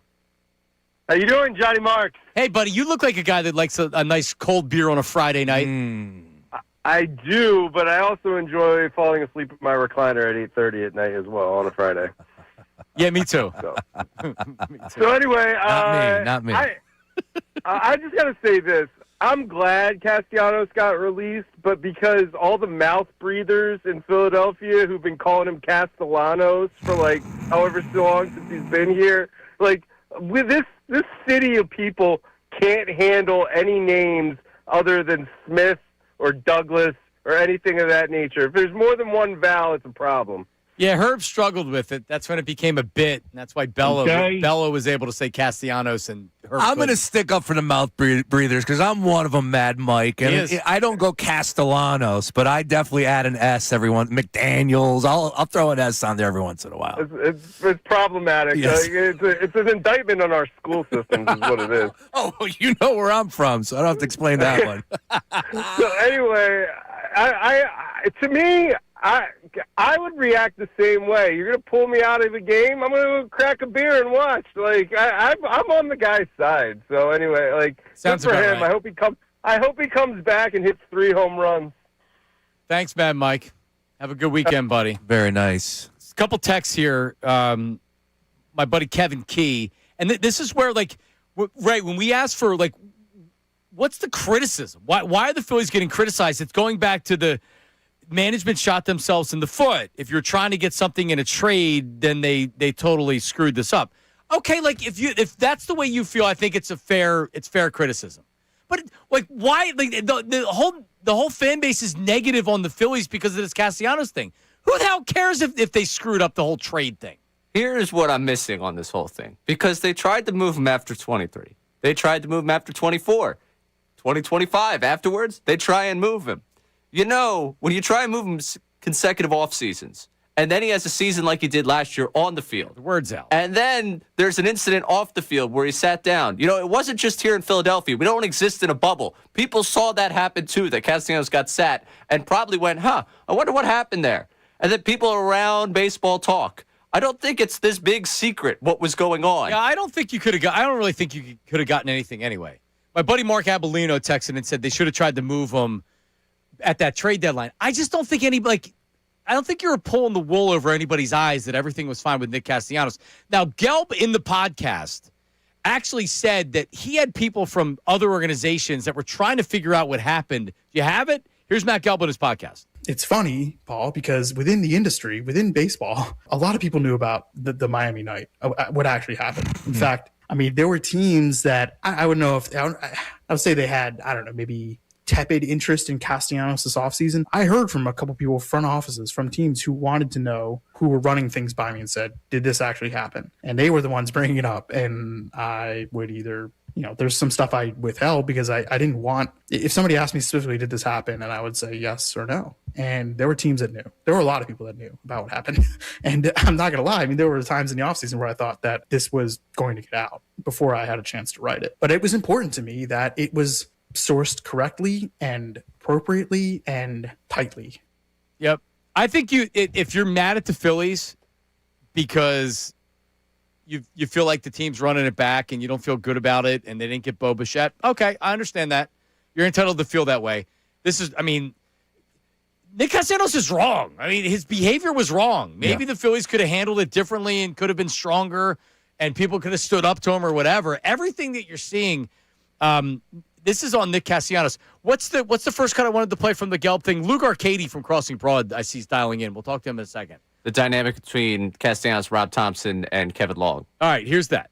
I don't think it was avoidable because I don't think Nick Castellanos was ever accepting of the idea of a lesser role. And I think that he believed other players on the team were being afforded more luxuries than he was, and that he was not being treated fairly. And I understand that it stemmed from a lot from the beginning, where when he got to Philadelphia, I think they were often telling him, remember the start was bad. He's booed, it's a little contentious. I mean, remember that. Remember the first few months of his career with the Phillies. And the Phillies wanted him to stop swinging at everything. he's coming off a career year. He just signed a $100 million contract, and he felt like that he'd come to a new team, and everyone was telling him what he was doing wrong. I think it did alienate him a little bit, and I do think that his relationship with Rob Thompson and Kevin Long specifically was very bad. In fact, toxic. I think there were other coaches on the staff that felt his wrath as well. I don't know. I wish there was more I could say. I mean, there's so much, Paul, in the process of reporting this story that I heard, and there's a lot of stuff I left out, and I left it out only because I didn't feel like I had gotten it corroborated from enough people, and I wasn't comfortable without that. And that was tough because there's a lot of stuff that did not make this story. Wow. All right, and you can see it. Castellanos comes in thinking he's a star, and Kevin Long's like, "Hey, stop swinging at balls they're rolling to the plate, Nick." And he don't want to hear it. Yeah, just some of the words that Gelb used there, it really makes me, even wonder what the heck is happening behind the scenes, that they just allowed this to happen. I get he's a bully, but he's not the first guy to act like that. How do you stop it? Clubhouse, you got to police yourself. I got to look at Bryce Harper. I got to look at Kyle Schwarber. I got to look at the guys that have signed Trey Turner. He could probably break Trey in half, but still. What are you going to do? Put him in a full Nelson and say stop acting like a maniac? That cannot happen. That can't happen. Well, here's the problem. It was a bad signing. And not only was it a bad signing for at the end on the field, apparently it was a bad signing off the field the entire time. I do want to point this out, though. First of all, there were people that said, Gelb, that they heard the same thing about the beer incident. What are we calling it? The Miami Night? So if it was the Montreal screw job with Bret Hart, what do we call this? I like so we have Miami incident. We got Miami Night. We got to come up with a name for it. Ray, put it out on social media. We need an official name. All right, so we got that. And the Miami incident, as Tim Kelly called it, has a good ring to it. Does, but I think we can do a little bit better. Let's ask Luke Arcani from Crossing Broad, who does a great job. He's got a new podcast on Crossing Broad with the Phillies, covers the team. He's down at the ballpark all the time. Luke, what are we calling the Miami incident? Can we just call it the Miami incident? I think it's just the Miami incident. I mean, that's what he called it. I think I like Miami incident personally. It works. It does. It does. You can't. That's exactly what it was. All right, so you're down there all the time. Did you? I think anybody that's close enough to the team and followed along that they were trying to move them pretty much every offseason since they brought him here. Like, are you surprised this is where it went by this offseason? No, not at all. I think we all knew this was happening. Honestly, I think like Tim said earlier, I think it was starting – I think we were starting to realize that he wasn't going to be back even before the 2025 season ended. It just didn't feel right anymore. The biggest thing that stuck out to me from that awesome article that Matt Gelb wrote yesterday was the whole thing with the batting practice in LA with Liam and JT. That is not right. Listen, I think it was awesome how the city embraced Liam and everything. But situations like that just can't happen. I mean, you're trying to win a playoff series here. And it just seemed like the whole situation was doomed for a while. And, you know, I have a hard time flacking Rob Thompson for putting him on the bench and turning him into a platoon player. I mean, that's what he was. One of the worst. He was one of the worst hitters in baseball last year. This city likes to get on Alec Boehm a lot. Alec Boehm had a higher WAR last year than Nick Castellanos combined in the 4 seasons that he was here. It's really tough to defend, you know, Castellanos' on-field play. Guys like Whit Merrifield and Didi Gregorius and Max Kepler all had a higher WAR in their last season with the Phillies than Castellanos. He had no stool to stand on. He was one of the worst players in the league last year, and obviously he didn't mesh well in the clubhouse. I think the Miami incident, if we're going to call it, was the true, you know, first headline start of the downfall. But to be quite honest with you, I don't even know if it started there. I think it could have started before. It didn't seem like he meshed well with a lot of guys in the clubhouse, obviously with Thompson as well. Got a couple tweets coming in. I don't think we're sticking with the Miami incident, boys. Sorry. No, we got Castellanos crash out. That's pretty good. The Miami meltdown. All right. And then one more. This is from Pete129, just Pete here on Twitter, and it is the South Beach slip-up. South Beach slip-up. That sounds like you're committing adultery. Yeah, all right. Well, we'll keep working. Keep tweeting. I like the other one, though. At 975 Middays. Cassiano's crash out? Yeah. All right. Miami incident works there, too. Yeah, all right. So, do you think the Phillies deserve any criticism? Because Luke, you probably check your mentions. I know you do, because I don't look at my mentions because people are mean. But I find, other than Dave Dombrowski, maybe, and I don't believe that the Phillies would have been able to trade him anyway, but maybe not showing their hand and acting like he was going to come back, and I don't know what that's going to get you. But for me, that's not a reason to be mad at the organization over Castellanos. No, I don't think the Phillies should be catching much flack for this at all. If you're one of the worst players in the entire league in a season, you're not going to get much back for you, especially when you're supposed to make $20 million. I don't think if the Phillies showed their hand or not, they were barely getting anything for Castellanos. If they were to make a trade, there's no way that they would be paying less than $18 million of the $20 million. And Sean, I know you said, touched on this is the time, in the past where guys like Bryce Harper and Trey Turner and Kyle Schwarber can, say something or try and fix this. But at the end of the day, the guys in this clubhouse are grown men. If Nick Castellanos has an issue, this needs to be resolved in a way that it doesn't hurt the team. He is a grown, person just like Harper and Schwarber and Turner and the leaders of this team. I think if Castellanos had his issues, I think this is something that could be handled behind closed doors with, the GM, with the coach. But instead, he brought a beer into the dugout and made an incident go on that luckily it wasn't caught in the moment because Castellanos could have been suspended. It seems like the team purposely didn't want anything to get out because they tried to save him from getting suspended in the moment. If that gets caught on television or if that comes out in the moment, he's suspended for a little bit. No doubt. I don't really flack the organization at all here. I do at the point of, like I said, I brought up Harper and you brought it up there, Luke. 162, it's a clubhouse. These guys are family. This is a whole different, a situation for me than other sports. Maybe football I can get there. I expected more, and especially and this is before the beer incident. He's been an unprofessional player for a few seasons now. Some of the things that were being discussed in this piece by Matt Gelb, he's a nuisance to the clubhouse. He's a bully. I expect Bryce Harper and Kyle Schwarber and guys that are here that's officially their team, their franchise, to bring a little bit more to the table because it's obvious that the manager isn't handling it and neither is the front office. I think the biggest thing just with, the entire Castellanos thing is it comes down to that if the Phillies got the player they thought they were getting, I think there's a really good chance the Phillies have a World Series with this core. The 4 years that Castellanos was here, all we've said is the Phillies need a right-handed cleanup hitter that has pop and can consistently put the ball in play. That's what they expected Castellanos to be. Yeah. They gave him $20 million a year for 5 years. If they got 2021 Castellanos from Cincinnati, there's a pretty good chance that they might win the World Series in 2022. And it's funny because I think a lot of the other side of the story today is the people, defending Castellanos and saying that he was a good playoff performer. I don't really know if that's true. That's what Ray was saying. Yeah. But you remember the moments, but if you look at the entire numbers, it's not true. He has a .658 career OPS with the Phillies in the postseason. 4 of his 6 home runs in 4 years of playoff baseball with the Phillies came within 24 hours.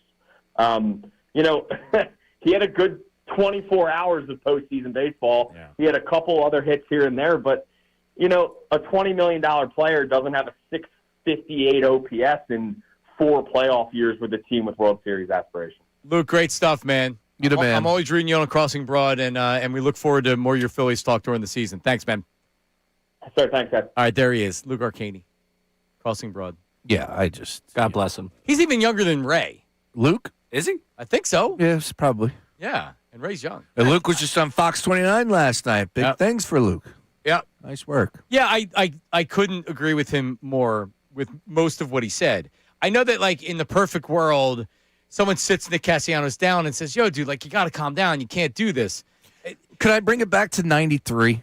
Can we just take it back to 93, Souls of Mischief? By the way, Lenny Dykstra just and John Kruk both had birthdays earlier this week. How about that? Back-to-back days. What would happen if a player like that did something like that? Wouldn't Dutch sit him down? Yeah, but yes, Dutch would be the guy that would put his arm around them and say you can't do it, but he also has to be receptive to that. Based on everything that's fair. Based on everything that I saw, it seemed like that they exhausted all options in trying to get through to this guy. Sitting down, trying to figure out ways, that, especially even after the Miami, what are we calling it, the Miami incident or the Miami meltdown? I like the Presidente predicament. Ooh. That one's right now my leader in the clubhouse. Presidente predicament. That was good from our YouTube chat. Good alliteration. I'll tell you what, some of the things that are being said now, though, especially with Gelb and what he put out with that comment that we put at that podcast, like, isn't Castellanos' wife outspoken on social media? I'm sure she's going. She deleted her account. Good for her. Or at least it's not. Yeah, it's been deleted. Yeah, because right now, like we're making Nick Cast, not us, but some of the things that are being said, like Casty was a nuisance. But also, it's important to point out, and Gelb talked about how there's a lot of stuff he didn't report because he couldn't. Yeah. He didn't get enough sources to corroborate it. He also did point out that Nick also had a heart. He's not I don't think Nick is a bad guy. I think he's a maniac. And isn't it pretty clear? I mean, just the way that I know that. The other day, the first text that we had on the text board was, "Oh, I love Nick. Screw the media," and he treated them like crap. Okay, yeah, sure. You have a woman who's asked a dumb question after a game, and you have to humiliate her because it was a dumb question. Nicole on SportsCenter. Yeah, as opposed to just being nice and I mean, come on, really? From the minute he stepped up on the podium to become a Philly and they announced it, he acted like a jackass in those moments. You knew what you were getting with them. Did they? Well, not her. No, not that moment. No, but did the Phillies know he was this much of a maniac? I don't know. That's what I was thinking. I'm like, man, imagine getting him on the show. Sean, I was going down the Clearwater after he was signed. He had the press conference probably the day before we were going down. And I'll just say that the Phillies said, "Are you sure you really want to do this?" That's hysterical. And I said, "No, I don't want to do it." They almost said, "Please don't do this." Wow. Don't. Because he's so unpredictable, and they didn't know they were getting that. And I would have never wanted to interview him. Now, I've seen some other reporters come out and say that he was a lot of fun and he gave them some of the best moments. Yes. I guess you just have to have the right mindset going in. Remember the Scooby-Doo stuff? The Scooby-Doo being a superhero. Is he a superhero or not? Yeah. I thought that was funny. Look, the Mookie Betts podcast was good. I don't say that necessarily about athlete podcasts, and especially with two guys sitting on a couch. It was good. I watched it this morning. I missed it.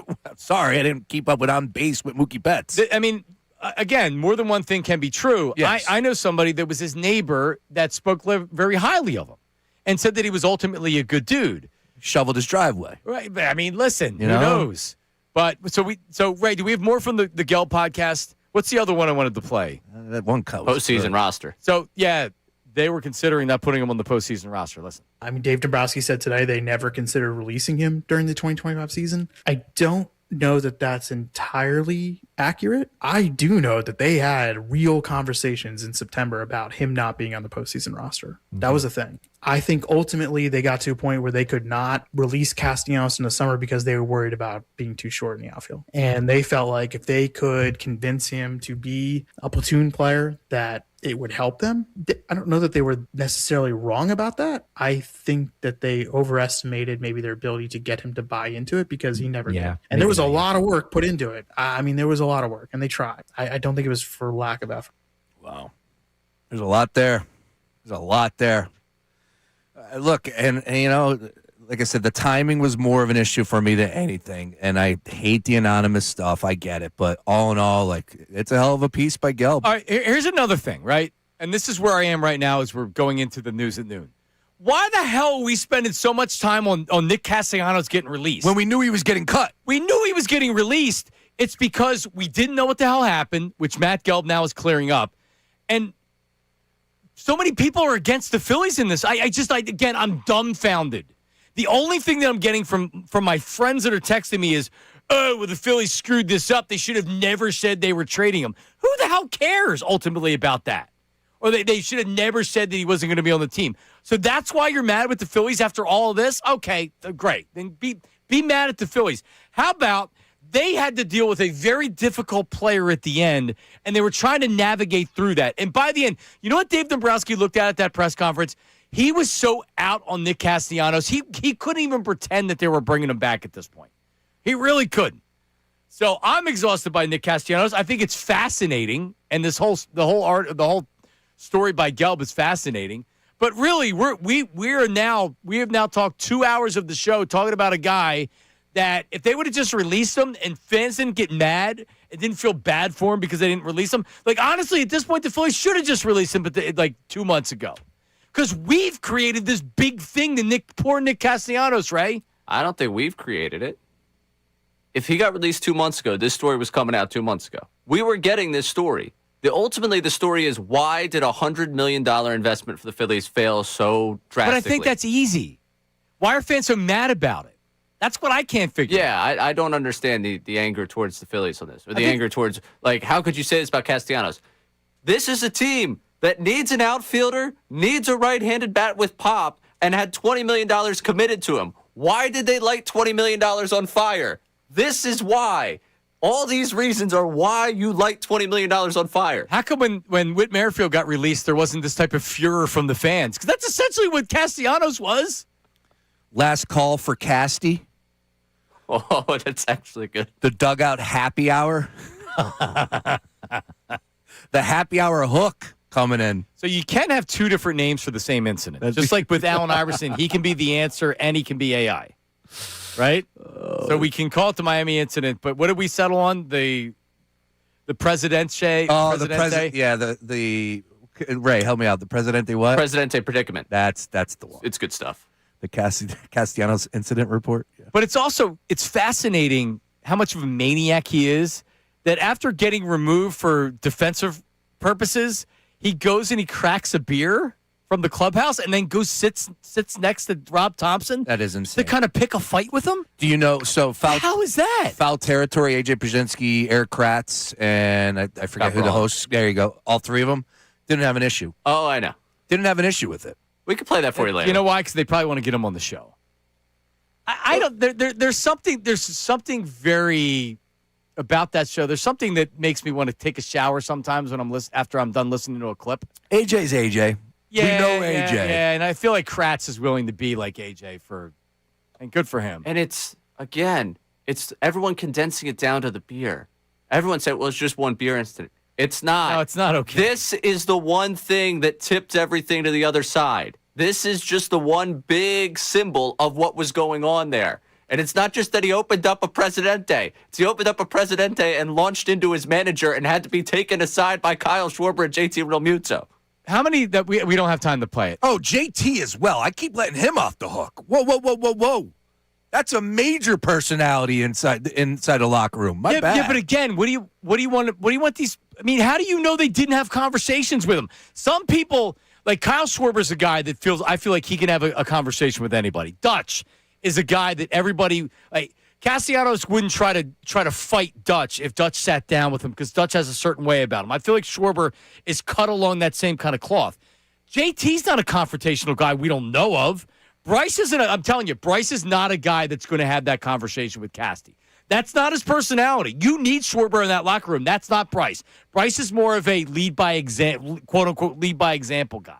That's why you paid all this money to Schwarber, because Schwarber's that guy in that locker room. He's the leader of that locker room. All right, coming up, News at Noon, featuring angry college coaches Mike Francesa and a wild Red Sox story from 2018. After the News at Noon, there's some Eagles things to talk about, including how much is realistic for a trade for A.J. Brown, and would you do it? How we get it done. ESPN talked about it, and also some questions about potentially the Eagles drafting a quarterback, how high in this draft. That's coming up. News at Noon. We'll break it up coming up next. Middays with Marks, 97.5 The Fanatic.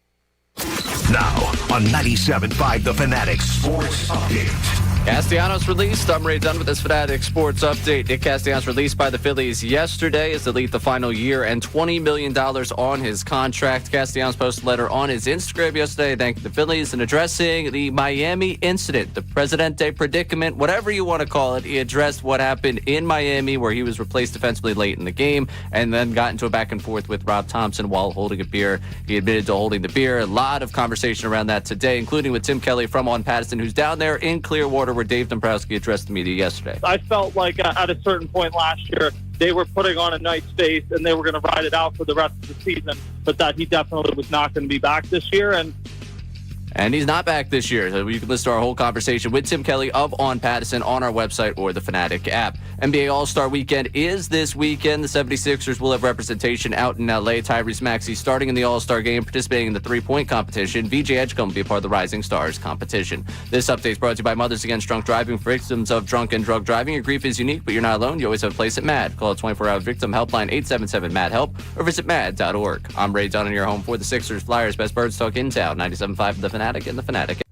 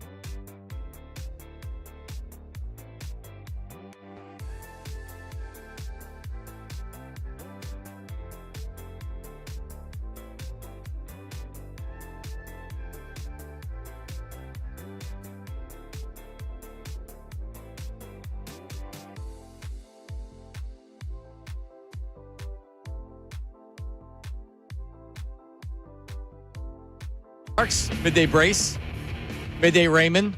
Why is it Black Friday? Not Black Friday. Friday the 13th. Sorry, I got my Fridays mixed up. Oh, like Black Friday. Right, it's Friday the 13th. We're getting rid of Castellanos, and all of a sudden things are turning black for us. Isn't it around here. amazing? Oh, my God. He's at his most popular leaving. I don't even hate Castellanos. That's the thing. I've had hundreds of people unfollow me on social media. A lot of those were probably bots that they just got removed. Yeah. But still, people are so mad about this. Imagine being someone who couldn't stand Castellanos. Yeah, really. How you feel today. Yeah, really. I actually kind of got a kick out of him for the most part. All right, we'll get back to everything coming up here. The 12 o'clock hour, as always, sponsored by Service First HVAC. Offering. Sean, do you need a new heating and cooling system? I do. I'm probably going to need one soon. Yeah. You don't get a new one until the old one conks out, and I'm just waiting for the old one to conk out. All right. Well, good news for us. 0% financing for 48 months. I don't have any money for that. 0% financing, 48 months, rebates and tax credits up to $4,300 when purchasing a heating and cooling system. Learn more at servicefirsthvac.com. True story. Mine is from the original house. When was your house built? Knock on wood, I think 97. Ours is our set. Really? Swear to you. Ours is probably like 10 years old. Still hanging on by a thread. All right. News at noon. This city needs its news. Now, it's time for I'd like to be remembered as a good newsman. the News at Noon That's the coolest story I've ever heard in my entire life. That's insane. with Ray Dunn. You guys think it's time to change the clips of the News at Noon open? It's time. So what I was thinking was that we need, but I'm still trying to figure out our audience, right? What I need parody songs for Ray, the News at Noon, to kind of mess with. Oh, I can help with that. Right. Like, what's the one that I had with Ray? Let me hear from Ray. Oh. News at Noon with Ray Dun dun dun dun dun. So it's a parody of the thong song. That's good. I didn't know where you were going with that event by the end there. Yeah, that was good. News at Noon with Ray Dun dun dun dun dun. Like that. Good. All right, we're going to start with angry college basketball coaches. Kansas State lost 10 of 11. 5 in a row.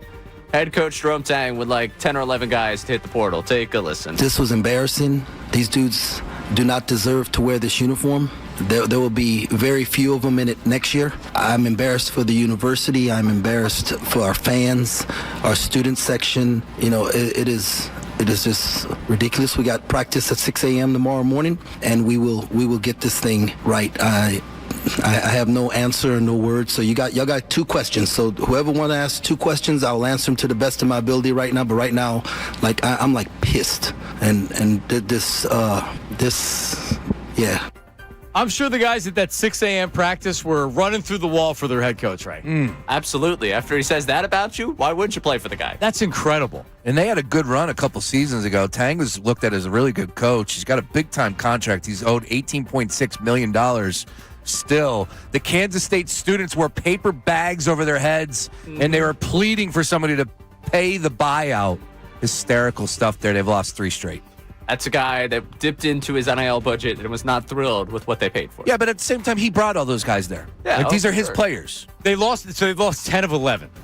Sheesh. And to your point, all right, you want to throw the team under the bus. Like, you obviously lost them. That's your job. Yeah. Or, like you said, you brought them in. Yeah.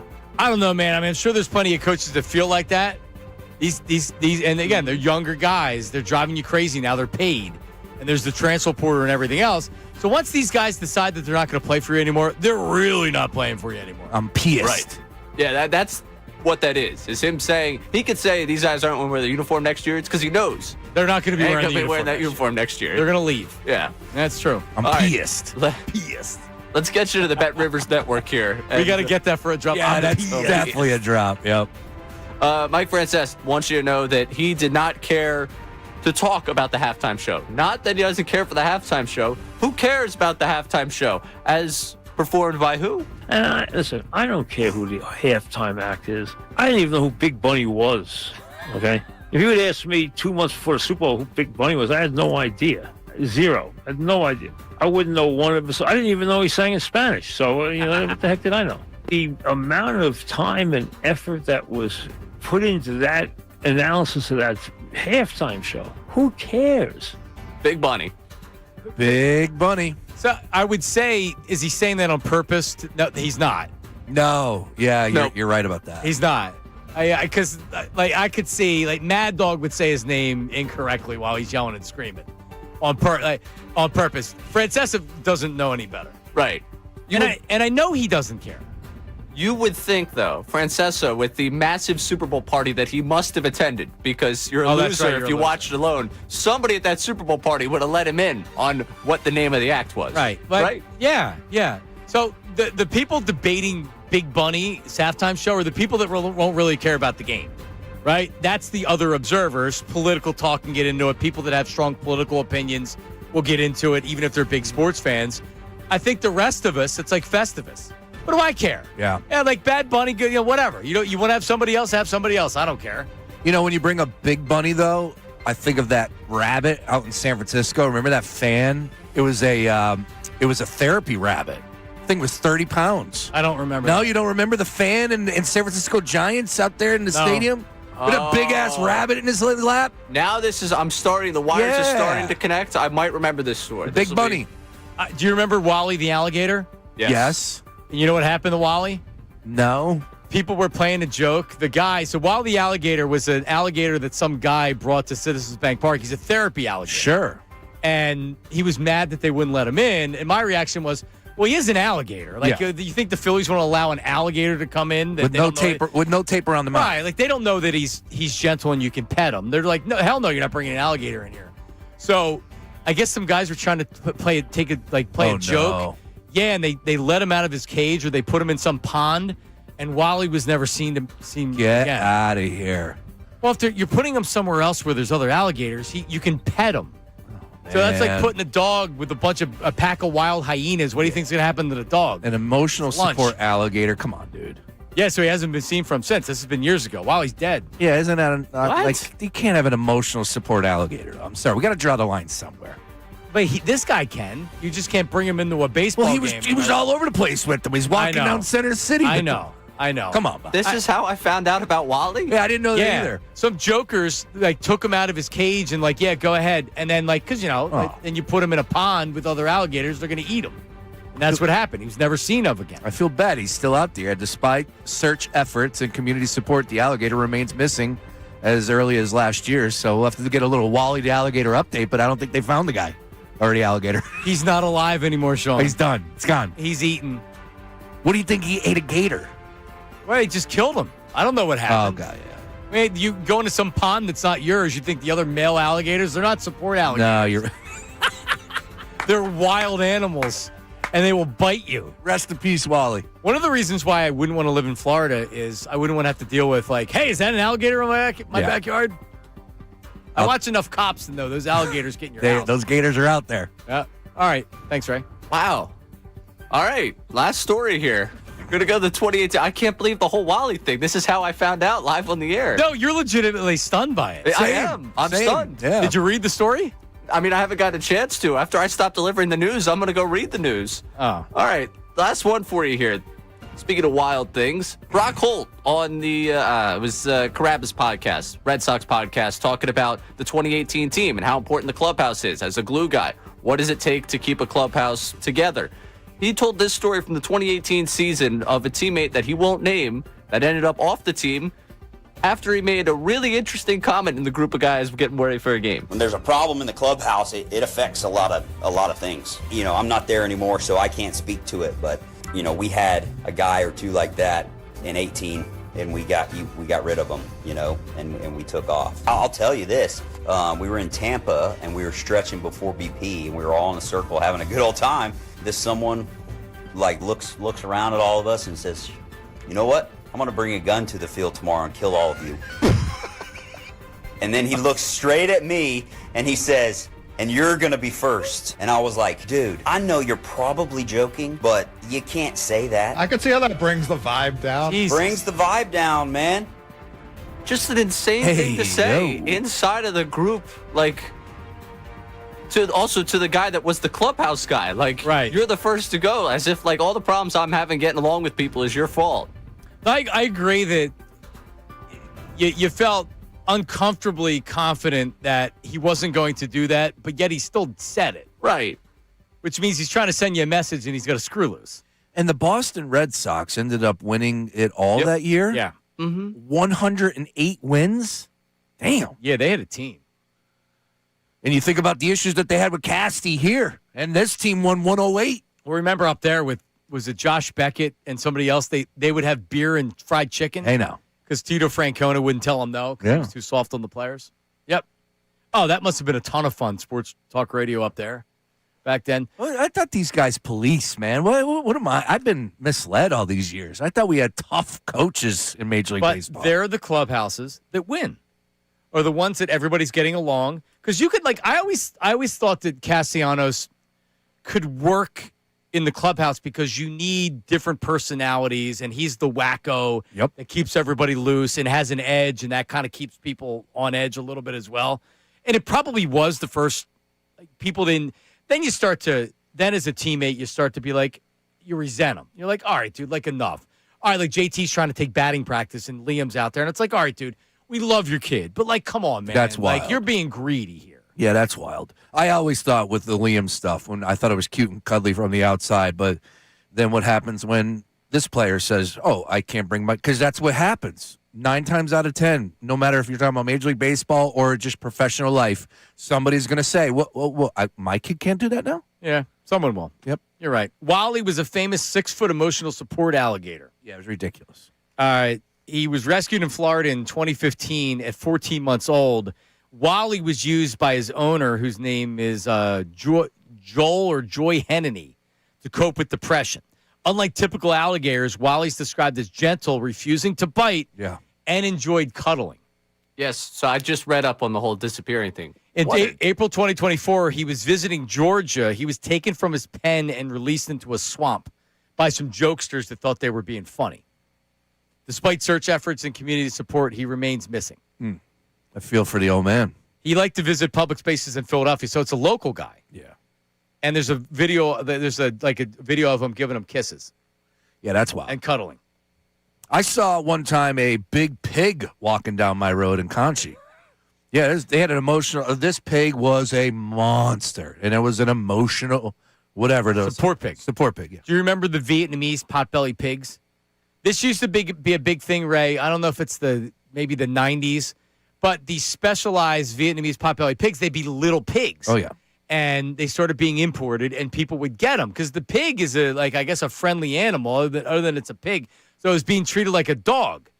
But unfortunately, through probably crossbreeding and whatever, people thought they were buying a Vietnamese potbelly pig, which were smaller, and then it turned into what Sean's describing, which is a pig.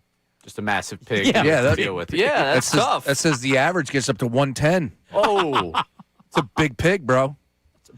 Pigs are Massive nasty pig. too. Pigs are nasty.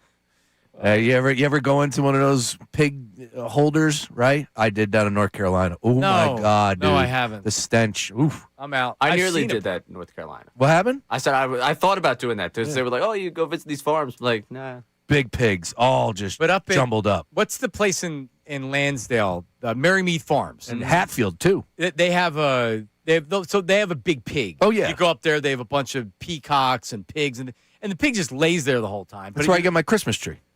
At Merrymead? Yeah. They do a fall festival up there that's pretty cool. Oh, I yeah. actually saw Scott Fransky and his family. I got out of the car with Get my out. family, and Scott goes, "Is that John Marks?" And I'm like, "Scott Fransky." Yeah. Do you know in the past year they've done it up? They built this whole new warehouse in know. Lansdale, right? And they have their own radio station playing. They do? Yeah. Merrymead Farms? Swear to you. Well, you know why they're building stuff up? Because they're printing money. Oh, I bet. Up there on these festival days, I'm telling you, they make tens of thousands of dollars on those days. It's a lovely location. Yeah, I had fun up there. They need a syndicated Middays show. Let's go. Well, yeah, let's go. Yeah. Have They fun got up there. You got the one place you get the ice cream, you get the fudge. Oh, you could do damage. They have in their that own. place. They have their own milk production because they have the big thing of cows back there. Yep. No, it's a big thing. It's a big thing. All right, we have Eagle stuff to talk about, but Black Gritty's been holding. He actually wants to defend Nick Castellanos. Oh. Which I'm here for. What's up, Black Gritty? Well, you know when you're going to call Black Friday, you're going to get Black Gritty. You know what I'm saying? So I didn't. I heard that. I was like, what's going on Black Friday? You want your boy to call, you know what I mean? I was Give me trying a to day. text you back. You text me Black Friday, and then I was texting back, Black cat is bad luck, bad guys wear black. Must have been a white guy that started all that. Well, let me tell you something. Philadelphia cracks me up, man. I hear all the time, I wish it was back in the day when players smoked stogies and drank a beer. This dude's got his chest out with the chain swinging. Clowning media half the time. And the female said that was bad. But the other stuff he does with media, like they ask dumb questions all the time. Yep. And Nick just be standing on business. I thought Philadelphia was a tough city. I thought they wanted to keep it real, son. I thought we wanted a real man. Like, that's what you get. A real jerk. And I know that his performance was bad. But the thing you just talked about with Liam, I remember in the postseason him hitting nukes and his son and all the kids in that front row going bananas. And guess what? Now that you done took him off the team and you done slandered him, y'all better win the World Series, huh? Because that was Nick Castellanos' fault that everybody went ice cold. Oh, Nick Castellanos, he went for the final out 3 times. Well, that means that 2 people before him got 2 outs too. So, I mean, it ain't just on him, but it's just you know what, Black Gritty? Thing in sports. What I've learned from this situation is he's a guy you don't want to sign to more than a 2 or 3 year contract. Now, his career's pretty much over, but if the Phillies would have signed him to a 2-year contract, we would have been fine because he was actually pretty productive early. Yeah, he had his moments, but it's the fact it was 5 years, and, man, year 4 was too much. So if he's a 3-year contract, we probably thinking Nick Castellanos, get out of here. I don't even want to talk to And him. if you're doing good business and you know he's that bad in the clubhouse, maybe in year 3 before he goes nuclear, you try to flip him at the deadline. But since we don't do anything at the deadline ever, we get stuck with all these little punk little Scooby moves. This is where you sit. So I'm not going to sit here and kick Castellanos in the back on his way out because, again, in Philadelphia, when Carson Wentz was gone, all we wanted him to say something honest. These players never tell us the truth. Well, guess what? You got it. You can't handle it. So Nick Castellanos and his wife standing on business, got his back. That's how family's supposed to roll. You're out there pumping for your son. Your wife's got your back. I'm saying I'm not going to cry for you, Nick. I'm not. Don't let the door hit you on the way out, brother. But I ain't going to put you in the dirt either. Have a great day. I love Black Fridays. I'm going to start telling my friends about it. Have a great day, guys. That's Black Gritty on a Black Friday. Black Gritty next. So Black Gritty last year had the thing, Phillies winning the World Series. And he was sticking strong to it all. Phillies winning the World Series. And then he'd be like, Phillies winning the World. It was more of a question, Phillies winning the World Series. And then when he realized they weren't, then he was, Phillies aren't winning the World Series. Phillies winning the World Series? Oh, man. Phillies closer to winning the World Series or missing the playoffs? I said winning the World Series. I still hold strong on that. Ray? Still hold strong and win the World Series. Okay. Yep. All right. Eye to eye. I'm gonna keep asking you that over the season. That's going to be the new tagline. Is there no question what type of beer we're drinking at the parade? Oh, that's right. Yeah. No question what we're drinking this weekend. Yeah, right. Since Carson Wentz was brought up here, just while we're having this conversation, is this not the same fan base that was ready to burn up San Liquido's house because of what he reported about Carson Wentz, and now all of a sudden we're mad at another journalist for coming after Nick Castellanos? Here's what I've learned, Ray, that listeners and fans don't want to talk about things that involving the media because they just a lot of times like, no, it's you. This is media driven. And it was like that with San Liquido. It was a lie until it wasn't. And then it's like Carson Wentz, you son of a bitch. And then it's like, oh, hold on. You went to Joe San Liquido's house and started pounding on his door. Yeah. He had to move because people were so nuts over him making up stories about Carson Wentz, which were true. So that's why when you question him about A.J. Brown, who's coming up, and say like, that's BS, A.J. Brown. He didn't request a trade. All right. Joe San Liquido reported that. Same thing that reported all the Carson Wentz stuff. Yep. Speaking of A.J. Brown, we have a trade proposition. They asked the guys on Get Up, what would you think a viable and fair trade, would you offer this? And somebody on the panel that has NFL GMing experience gave a proposal. Do you think the Eagles would do it? Do you think it's actually viable and somebody else would do it? That's coming up next. Middays with Marks, 97.5 The Fanatic.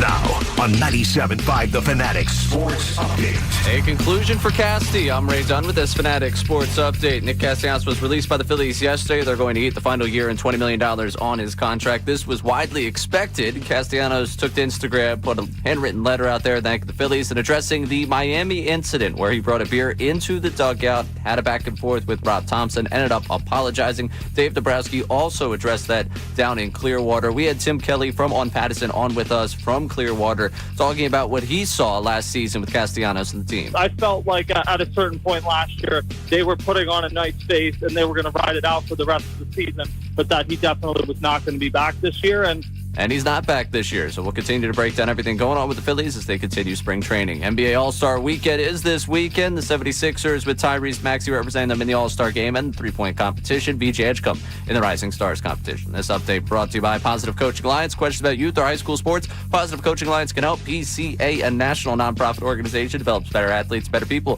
through youth and high school sports. Info at positivecoach.org. I'm Ray Dunn in your home for the Sixers, Flyers, best bird talk in town. 97.5 for the Fanatic and the Fanatic app.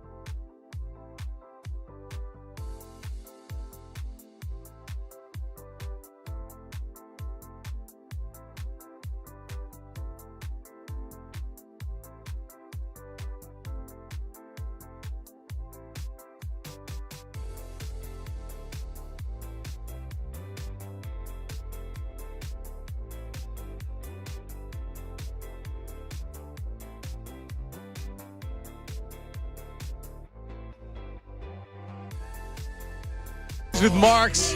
We're going to hit some hard-hitting sports for the rest of this hour. But at 1 o'clock, a lot of people have been asking, will Sean Brace be participating in the Horsham Hunks contest? Horsham Hunks. At Double Visions on Sunday night. This has been discussed with Wifey. Oh, yeah. And we have an answer. That's coming up at 1 o'clock. Oh, you're going to want to hear this. Horsham Hunks. I saw Sean doing some calisthenics during the break, trying to burn some calories. I was working out yesterday. I got a class over there at Vision Fit, and they did the thrusting. I was like, yo, somebody get a video of this. How much weight? When you put the bar, they have 25 pounds on each side, right? So 50?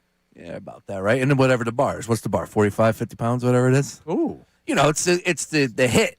It's the high-intensity training. That's all I do, brother. Yeah. So, they got it set up. But, yeah, you're thrusting, and you're working all those those muscles down your glutes. Yeah, my glutes are sore. I saw you were flexing your glutes earlier. Good job. Horsham Hunks. Oh, yeah. 1 o'clock. All right, so this was on ESPN earlier.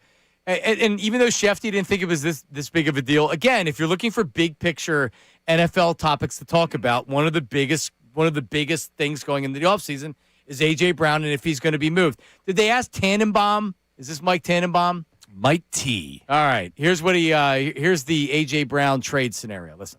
This one's easy. A.J. Brown, wide receiver, Philadelphia Eagles to the Buffalo Bills for the 26th pick in this year's draft. Talking about a win-win. Philadelphia will draft the next A.J. Brown. He's worn out his welcome. He's had 4 great years there, 32 touchdowns.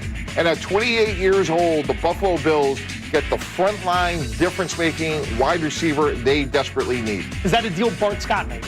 Of course, if Philadelphia do it. Yeah, and that's my thought. Even though some people have said, like, oh, you're not getting a first-round draft pick for him, you're crazy. He hasn't worn out his welcome. I don't think it's probably something just to say for the argument in a big picture guy that's not in Philly. I don't think he's worn out his welcome. I wonder if AJ wants to be here. And that's really what it comes down to. This is an honest conversation. He's sure acting like he wants to be here. But this is an honest conversation for him, his agent, and the Eagles. Because a first-round draft pick for A.J. Brown, I don't know if the Eagles would do it.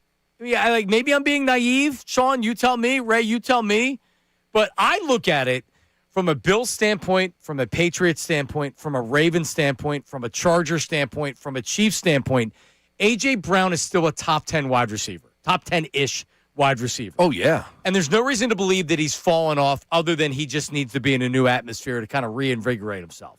Yeah, you would hope that a new play caller, new OC will handle that itself, right? And correct some of the things that were wrong for A.J. Brown. But then again, was it all about the quarterback, too? I think it's a combination of both as far as with Patullo and Jalen Hurts at times last year that A.J. was frustrated with. But the new, you gotta feel good about the new if you're A.J. Brown. I think he wants to be back here. I got to take his words for it.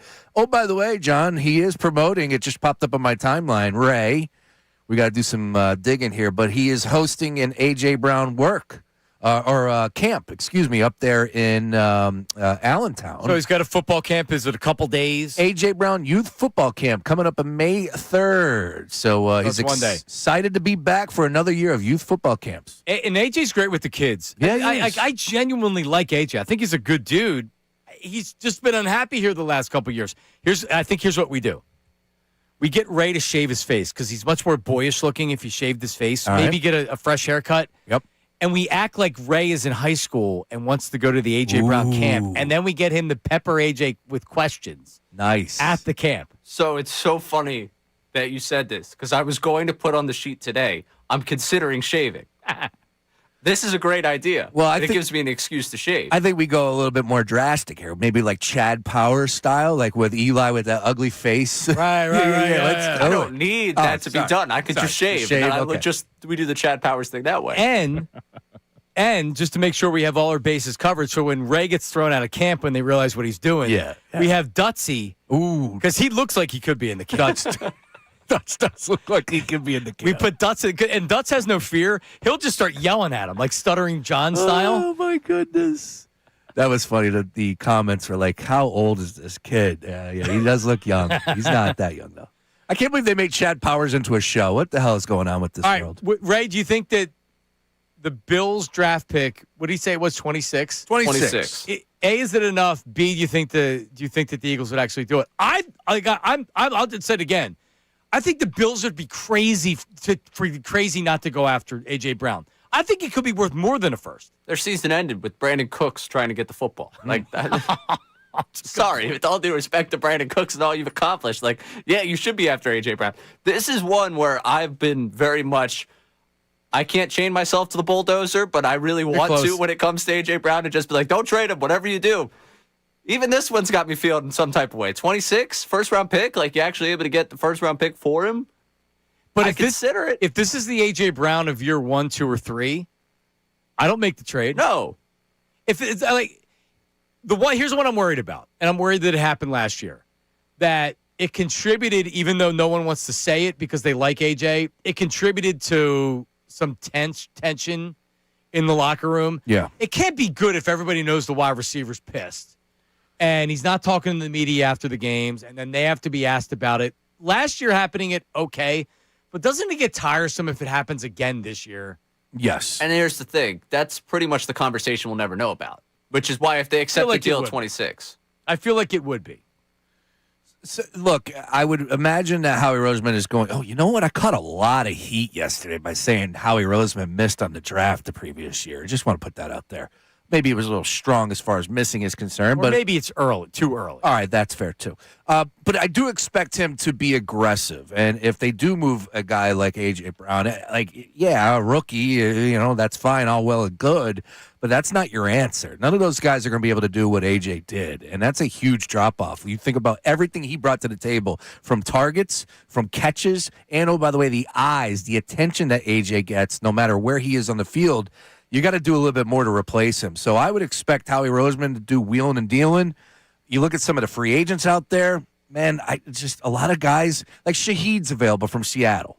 He's so one-dimensional. He's a guy that just runs. He's a burner. But doesn't that work well off of Devontae, who is a guy that can make tough catches? Honestly, like, if you're going to move on from A.J. Brown, I would get a true slot receiver, yes, and I would get a guy that's a burner. And maybe a tight end, too, that could make a difference. But you also don't want to pay top of market for that burner guy, at least like him, because you're going to overpay him, and you're probably not going to be like, he's a 2-year player, then you cut him because he's too expensive. But he's dangerous. Do you have a quarterback that can even make that work, though? Right, that's the other question. What's the kid's name from the Giants that had over 100 receptions last year? Robinson, Wan'Dale Robinson. Yeah, I want him. Yeah, he's good. Also, a little bit more of a different style of receiver than the slot receiver. Correct. Jennings is available. Juwan Jennings from San Francisco. Again, these guys aren't A.J. Brown. Nobody is sitting here saying that any of these guys are going to automatically replace A.J. Brown, but you could see the vision. A guy like Alec Pierce is a guy that was a burner up there with the Colts. He had a bunch of deep catches. Is he somebody that could potentially fit in this offense? I don't know, but I don't want to lose A.J. Brown, but, man, if he wants out, that's a conversation that's happening behind the scenes. Bills first-round pick, yes or no? No. That seems one-sided. I need a little more. I need more. All right, let me give more context. A.J. has the conversations with the Eagles, and he is definitely not, no, I want to be traded. He's definitely, he's not saying he wants to be traded. He's saying he wants to come back. But I would still have questions. All right, I know you want to come back, but what happens in week 3 after you get 3 targets and the offense sucks? And you leave without talking to the media, and then you're on Twitter. Well, this is where you need Bible verses. Bryce Harper, Kyle Schwarber, JT Realmuto in the clubhouse to stand up and say, no, that kid. But you know what you need? You need it actually the quarterback. No. The Phillies can solve their problems. Big Dom needs to work for the Phillies. There it is. Yes. And we laugh. We laugh. There it is. Big Dom is he's the problem solver. He's the fixer. It all connects. Ray, you doing it? If we've had that conversation, probably, yeah. If I've had the conversation, AJ's like, yeah, this Sean Mannion, first-time play caller, this quarterback isn't what I'm looking for in this offense. No. He says all the right things. Oh, other way? No. In that case, AJ, you stick around. Yeah. I'm still to win that window. I'm not in getting rid of But even if he doesn't say it, but the agent says, hey, listen, we'd be open to a maybe change is good, I trade him. If AJ says I don't want to be traded, I can't do it. I can't do it for a first-round draft pick. But we're also not resetting this year, right? No. Okay, no. As long as it's full speed ahead, and I believe I'd be shocked if the Eagles weren't like this, full speed ahead, we're trying to win a Super Bowl this year. if he's saying all the right things, I got to try one more year. Yes, one more year. Yep, that's exactly right. Your best chance to compete for a championship, to win the division yet again 3 times in a row, A.J. Brown's on this roster. I think you can win a Super Bowl. Yes, I agree. The defense isn't. You may lose. Like they may need to get another edge rusher, and it may not be good enough. Yep. This is still a top defense. Is Vic back? Last time I checked, he's back. All right, I want to make sure. You never know. But yes, if Vic's back, I fully believe in this defense. You know, you got Coop, you got Quinion. They're still here. Let's go. All right, that's good for the text line. I feel like most people are going to say don't trade him. I know that there are some people out there that call him selfish and things like that. And by the way, I think that's a fair argument with AJ and everything. Oh yeah. I mean, it is interesting. He was going on social media complaining cryptically, and he's gotten away with it. And then he hops on the dude. No dudes on dudes yet. Still no. They put out a clip of Kelsey. Yeah, they got a Kelsey podcast coming. Out of here. Yeah. They didn't respond to any of my tweets. Yeah, there's no one. Dudes on dudes. No one cares. Or they don't have answers. Also, what was I just there going it to is, say? the Super Bowl preview. And I just want to point out the Super Bowl preview the week after the Super Bowl. I'm sorry, it was their pen tweet. But wouldn't that be dudes on dudes style to do a preview of the Super Bowl a week after? Yes. Right now, they're breaking down Blue Jays Dodgers. They want to let you know that they've got the insight on the World Series. Is this Kaiser Soze type thing? Is Gronk going to stop limping? And then, right? Like, are they really, am I just dumb and they're the smart ones? Oh, they're active today. They're active on the social media timeline. Yeah, they popped out a Randy Moss Gronk story here. They also have a Gronk stole a blender story. Okay, they're active. All right, I want to point this out before I move on because I have to. The fan base with how we can be, and I'll say we because I'm a part of it. We can be such hypocrites. Someone's ripping you for questioning Howie's draft. I had a Howie Roseman Appreciation Day the week before they lost to the Bucks in the first time they made the playoffs with Sirianni. I did a Howie Roseman Appreciation Day. I'm telling you, I got death threats from having a Howie Roseman Appreciation Day that day. Wild. Like legitimately, people. All right, maybe not death threats, but you know what I mean. You know, it's people. right there. Yeah, probably wanted to do it. I got death threats before. It happens on social media. Oh yeah, for sure. I was at a Flyers game one time, and somebody heard my voice on a commercial, and they were tweeting, "If I hear Brace, I'm going to kill." I'm like, dude, I'm not even on the air. Yeah, I'm at a game. I support them. Yeah, with that. Crazy out there. Coming up, check this out. Jeremy Fowler was on Get Up. And Get Up is like the content for the show. They do a good job. But he talked about the Eagles' quarterback plans ahead of the draft. Text him to see if he can come on next week. Seriously. So this has been talked about by a lot of the insiders, and Fowler to me is really plugged in in certain things, and this is one of them. He thinks the Eagles are going to take a draft, maybe a quarterback in the draft, maybe day 2. We'll discuss it coming up next. Middays with Marks, 97.5 The Fanatic. Hey, let's talk about the BetParks app. Man, I love the BetParks app. It's the only place I would ever recommend and use. And right now, you should download it and play with me. You can live bet. There's so much stuff going on right now. Think about it this weekend. You have the 3-point contest. You have the dunk contest. You have the actual All-Star game. You have hockey going on right now in the Olympics. Every other Olympic event, you get on the BetParks online casino and sportsbook app right now and bet it with me. And it's just not about betting the games, right? Right now on your phone, you can play blackjack, craps, roulette, poker, and hundreds of online slots. And right now, if you download the BetParks online casino and sportsbook app, new users get up to $1,000 casino bonus back if you're down in the first 24 hours. BetParks.com for all the details. Gambling problem, call 1-800-GAMBLER. You must be 21 in New Jersey, PA, and Pennsylvania. Check it out. The Sixers are at the All.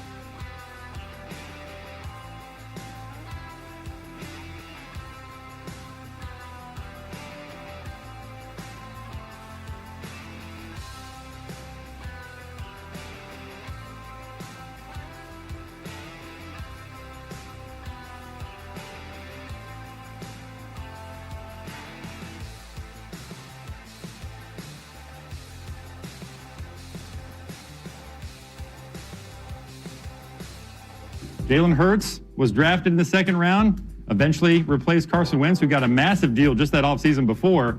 Does that same thing now happen to Jalen Hurts eventually? Oh, it should. Absolutely, it should. That's Jeremy Fowler on ESPN. I mean, just like with Jalen Hurts, the Eagles, knowing that there was some stuff going on with Carson Wentz, they also went through their process and they looked at Jalen Hurts and they said, this is a guy we really, really like. Yeah. And they ended up drafting him even though at 53, even though all these other things were going on. If the same thing happens during this draft process, and I'll say in the second round, they absolutely should draft a quarterback. I don't know if that quarterback's going to be there. Yeah, of course. Yeah, I guess it would come down to who is the quarterback. Like Jalen had a lot going in his favor heading into that draft. I didn't ever think for a second that the Eagles were going to do what they did. It made sense. I didn't think it was going to happen because of the fact that you had the Foles dynamic. No, he was no longer here. You had the contract situation with Wentz. That was figured out. It felt like, all right, this is Carson's team. Everybody get out of the way. And then, of course, Howie Roseman made the right move. But there was so much there for Jalen Hurts that he was obviously a different player. He was able to lead two different teams to high marks in Oklahoma and Alabama. It just made sense when you really think of it. I don't know if any of these guys really make sense. That would be the issue. I don't either. Like Nussmeier is a guy that I can get behind. But I've also seen him more like, Ray, have you seen Nussmeier like 4th round, 5th round, or was that the late day the two Clemson dude? Klubnik? Yeah, Klubnik is the guy I saw in the 4th or 5th round in some mock drafts. And by the way, I don't know the value. I saw one mock draft that had only one quarterback in the first round. Every year, early on, there's multiple. The draft guys put one quarterback, and then by the time the draft happens, there's 4 quarterbacks sort of taken in the first round. Maybe that's not this year, but Ty Simpson will be drafted in the first round. You think so? I do. Well, that's going to be the prop. The prop probably not by me. The prop will be 1.5. I think quarterbacks taken in the first round. So if you think that Ty Simpson is going, then you need to go ahead and fire him. I think a team will look at Penix. Michael Penix. Yeah. Going into the draft process, did you think that was a first-round draft pick? No, and then he got drafted top 15, right? And I liked Penix. Oh, yeah, he was. You can have Penix as your quarterback of your Wasn't that 4? It was the Falcons. Penix. It was, I think, like 8 or 9. Oh, so it was top 10. All right, I'm tripping. I think. Yeah, it was top 10. Way over what people 8th thought. overall, 8th. Teams will talk themselves into, like, look at J.J. McCarthy. I watch a lot of college football. Jim Harbaugh tried to hide J.J. McCarthy. They won a national championship without him really throwing the ball a whole heck of a lot. But these scouts look at the quarterbacks and they say, he's got everything else we're looking for. We just need to kind of groom him. I don't think McCarthy doesn't look like a total disaster. I wouldn't want him as my young quarterback. No. Like I said, Nussmeier is a guy that has my attention, so I can get down with potentially, picking him if he is there in the late second day. Also, unfortunately, he's going back to college for year 11. Trinidad Chambliss from Ole Miss. No, he won the court. He did. I dig the story, and I can't wait for Ole Miss LSU. I think it's week 3 this upcoming season, but he would have been a guy I would have had attention for. I think it's better he stays than go. I don't think he's a starting NFL quarterback, but it's a better story he goes back because now Ole Miss should be good again next year. That's going to be can't miss television. You're right, for sure. All right, Ray, I'll throw it to you. All right, would you draft a quarterback in the second round of this draft? No. Why? No, I'm passing on this opportunity. Here. I don't need whatever dynamics going on behind the scenes. The last thing I need is a quarterback trying to reinvent the wheel offensively in an offseason and looking over his shoulder. I'm good. We were annoyed when it happened the last time. They got enough needs this offseason. I'm okay with it. Howie, you might have hit the absolute home run the last time around with this. I don't necessarily need you trying to do that one more time. New offense. I think Jalen Hurts has played his way into having some question marks about him going forward. The Eagles have shown that they'll move on if they think that it's the right thing to move on. And I'm not telling you that Jalen Hurts, you can expect Jalen Hurts to take a step because he's done that before in a new offense. I'm excited to see what he does in this offense for sure. But the Eagles have shown you that if they like a player, they'll do it. And even if you use a second-round draft pick on a quarterback, the Eagles have done it before with Kevin Cobb. They were able to move him and actually get more than what you drafted for. And here's the other thing. Tanner McKee is going into the final year of his contract, right? This is 4th year. The Eagles have been smart in not overpaying for a backup quarterback. They traded for Kenny Pickett. Then when they realized that this kid can actually maybe be a backup, they got rid of Kenny Pickett. So you were drafting your potential backup and insurance policy for injury, and if Jalen Hurts doesn't take that next step. If you like the quarterback, it's a no-brainer to take him in the second round. That would be my position. Well, yeah, look, you understand how Howie Roseman operates, right? Like, how many videos have we seen over the past few years in the draft room where it's like they're salivating, like, oh my God, he's still on the board, right? So I could see that if they have, let's just say, again, I'm just using his name out there, Nussmeier out there, and it's like he's high on the board and it's available, sure. I don't see them not drafting him, but I would say, like, weren't they over the moon over Tanner McKee? Or was that just the fan base in love? Yeah, that's where I'm at. Everything that I heard internally was they loved him. Yeah. Now, that shouldn't be erased because of one game, but it's certainly not a stronger opinion after watching him play. I would imagine that you could probably get a decent return as far as trading him if that's the case, and you might want to look at that. I don't trade him this year. Well, if you draft, I mean, I don't know. What are you getting now? A 4th-round draft pick for him? I don't know if you believe in the guy, then no, you don't draft or you don't trade him. Or if you believe in the draft pick. Well, if you believe in McKee, I want to walk down the organizational side here. If you believe you have the questions with Hurts, you believe in McKee, and you think this is a make or break for Hurts type season, and McKee's coming up on free agency, aren't you just sitting there saying, well, if it doesn't go well for Hurts, we don't have to give McKee the massive contract because he's proven nothing. And we'll just pay McKee whatever the going rate for him is. But then you're giving him the keys, not knowing about them.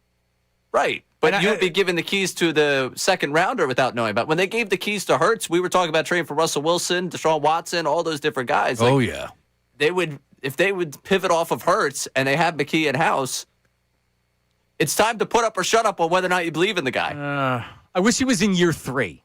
Well, yeah, that would make things a lot easier for everyone. And then it would be a bigger hedge. I think the Eagles use a high. They may not like one of these quarterbacks, or they get taken before they get a chance, right? That's a big story. If they take a quarterback in round 2, you're saying? Round 2. They did with Jalen Hurts. I understand. That is a huge deal. Huge deal. And you know what? Jalen's shown he can deal with the adversity and the trade talks and stuff like that because the writing would be on the wall. Hey, we don't totally believe in you. Right? You think the writing's not already on the wall? Where they go out and replace the entire offensive staff? Like No. It needed to be done, bro. I mean, that's independent of the quarterback. They didn't take his job. No, they didn't take his job. They said, hey, everything that you enjoy doing, guess what? We're going to bring in an offensive staff that's going to make you remodel your game. Well, if you use the second-round draft pick, that's how I would feel. And by the way, I'm fine with it. Oh, yeah. Has he played his way into having real question marks about him for the future? That's why everyone lost their jobs. But I see. I just think that's because overall the offense stunk. But has he? Is it fair for me to say Jalen Hurts has played his way into having major question marks about him for the future? I think that's a little strong. 610-632-0975. I'm also a Jalen guy. 610-632-0975. Hashtag. Text line. Ray's going to give his answer coming up. Also, well, this might be the biggest segment of the show because Sean Brace is going to announce whether or not he's participating in the Horsham Hunk contest. Horsham Hunks. On Sunday night. He's thought about it. We pledged the minimum $1,000 to do it. Horsham Hunks. Our program director, Scott Mesteller, very nervously asked, is Sean serious about doing this? Yeah, there's a lot of conversation. Yeah. Horsham Hunks. Will he do it? That's coming up next. Middays with Marks, 97.5 The Fanatic.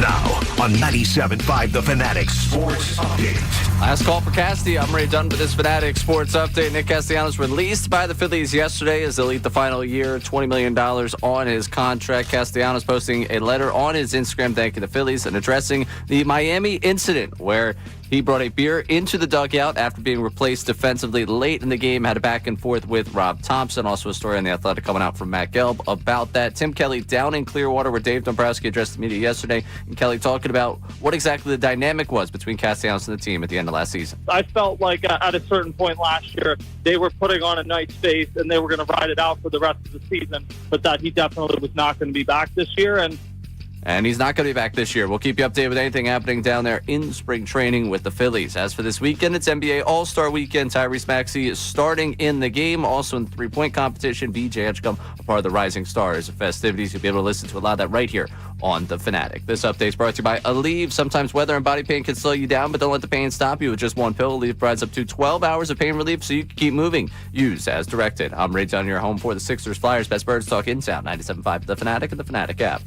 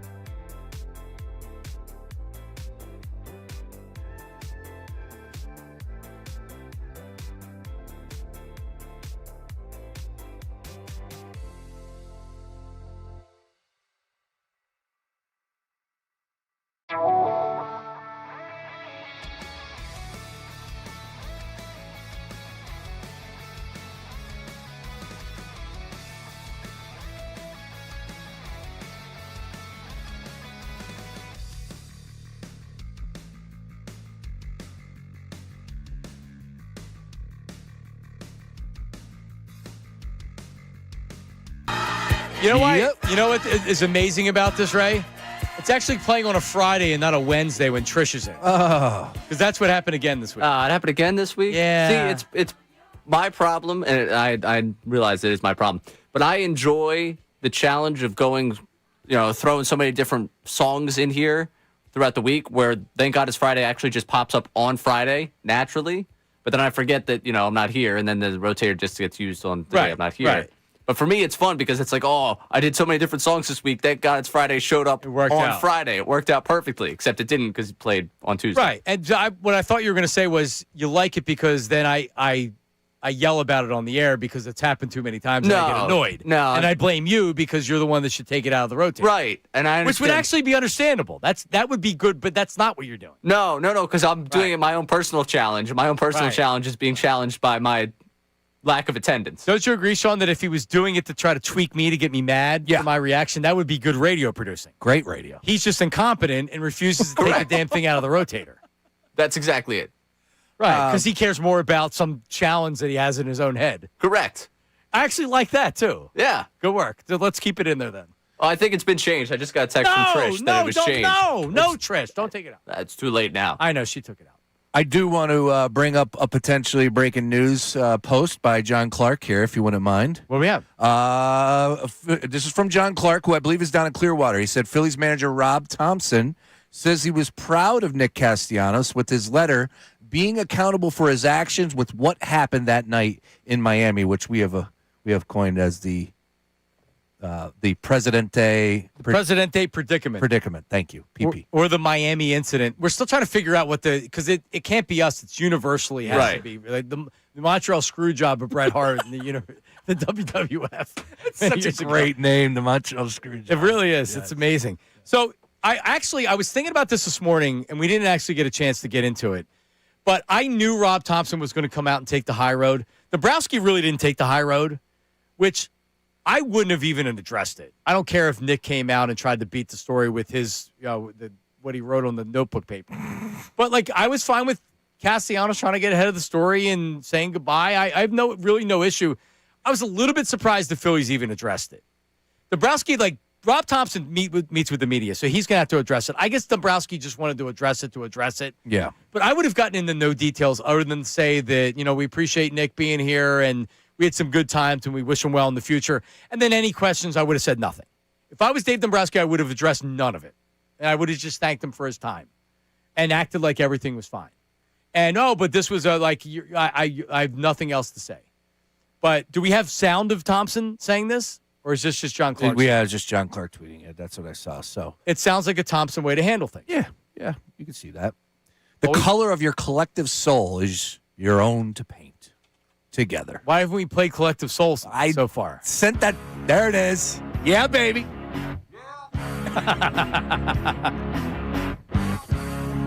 One time. Here we go. Yeah. What's Collective Soul's other hit? I think it's a rhetorical question. Yeah. Yeah. That's on a loop. I love that. It's not even the song. It's just the loop of yeah. We need just on the drop board. So good. Anyway. Thank you for that. That's good. Yeah. I wasn't even thinking when Thompson would have to. Yeah, because the first question, you're not asking how Otto Kemp is he's reported yet. Yeah.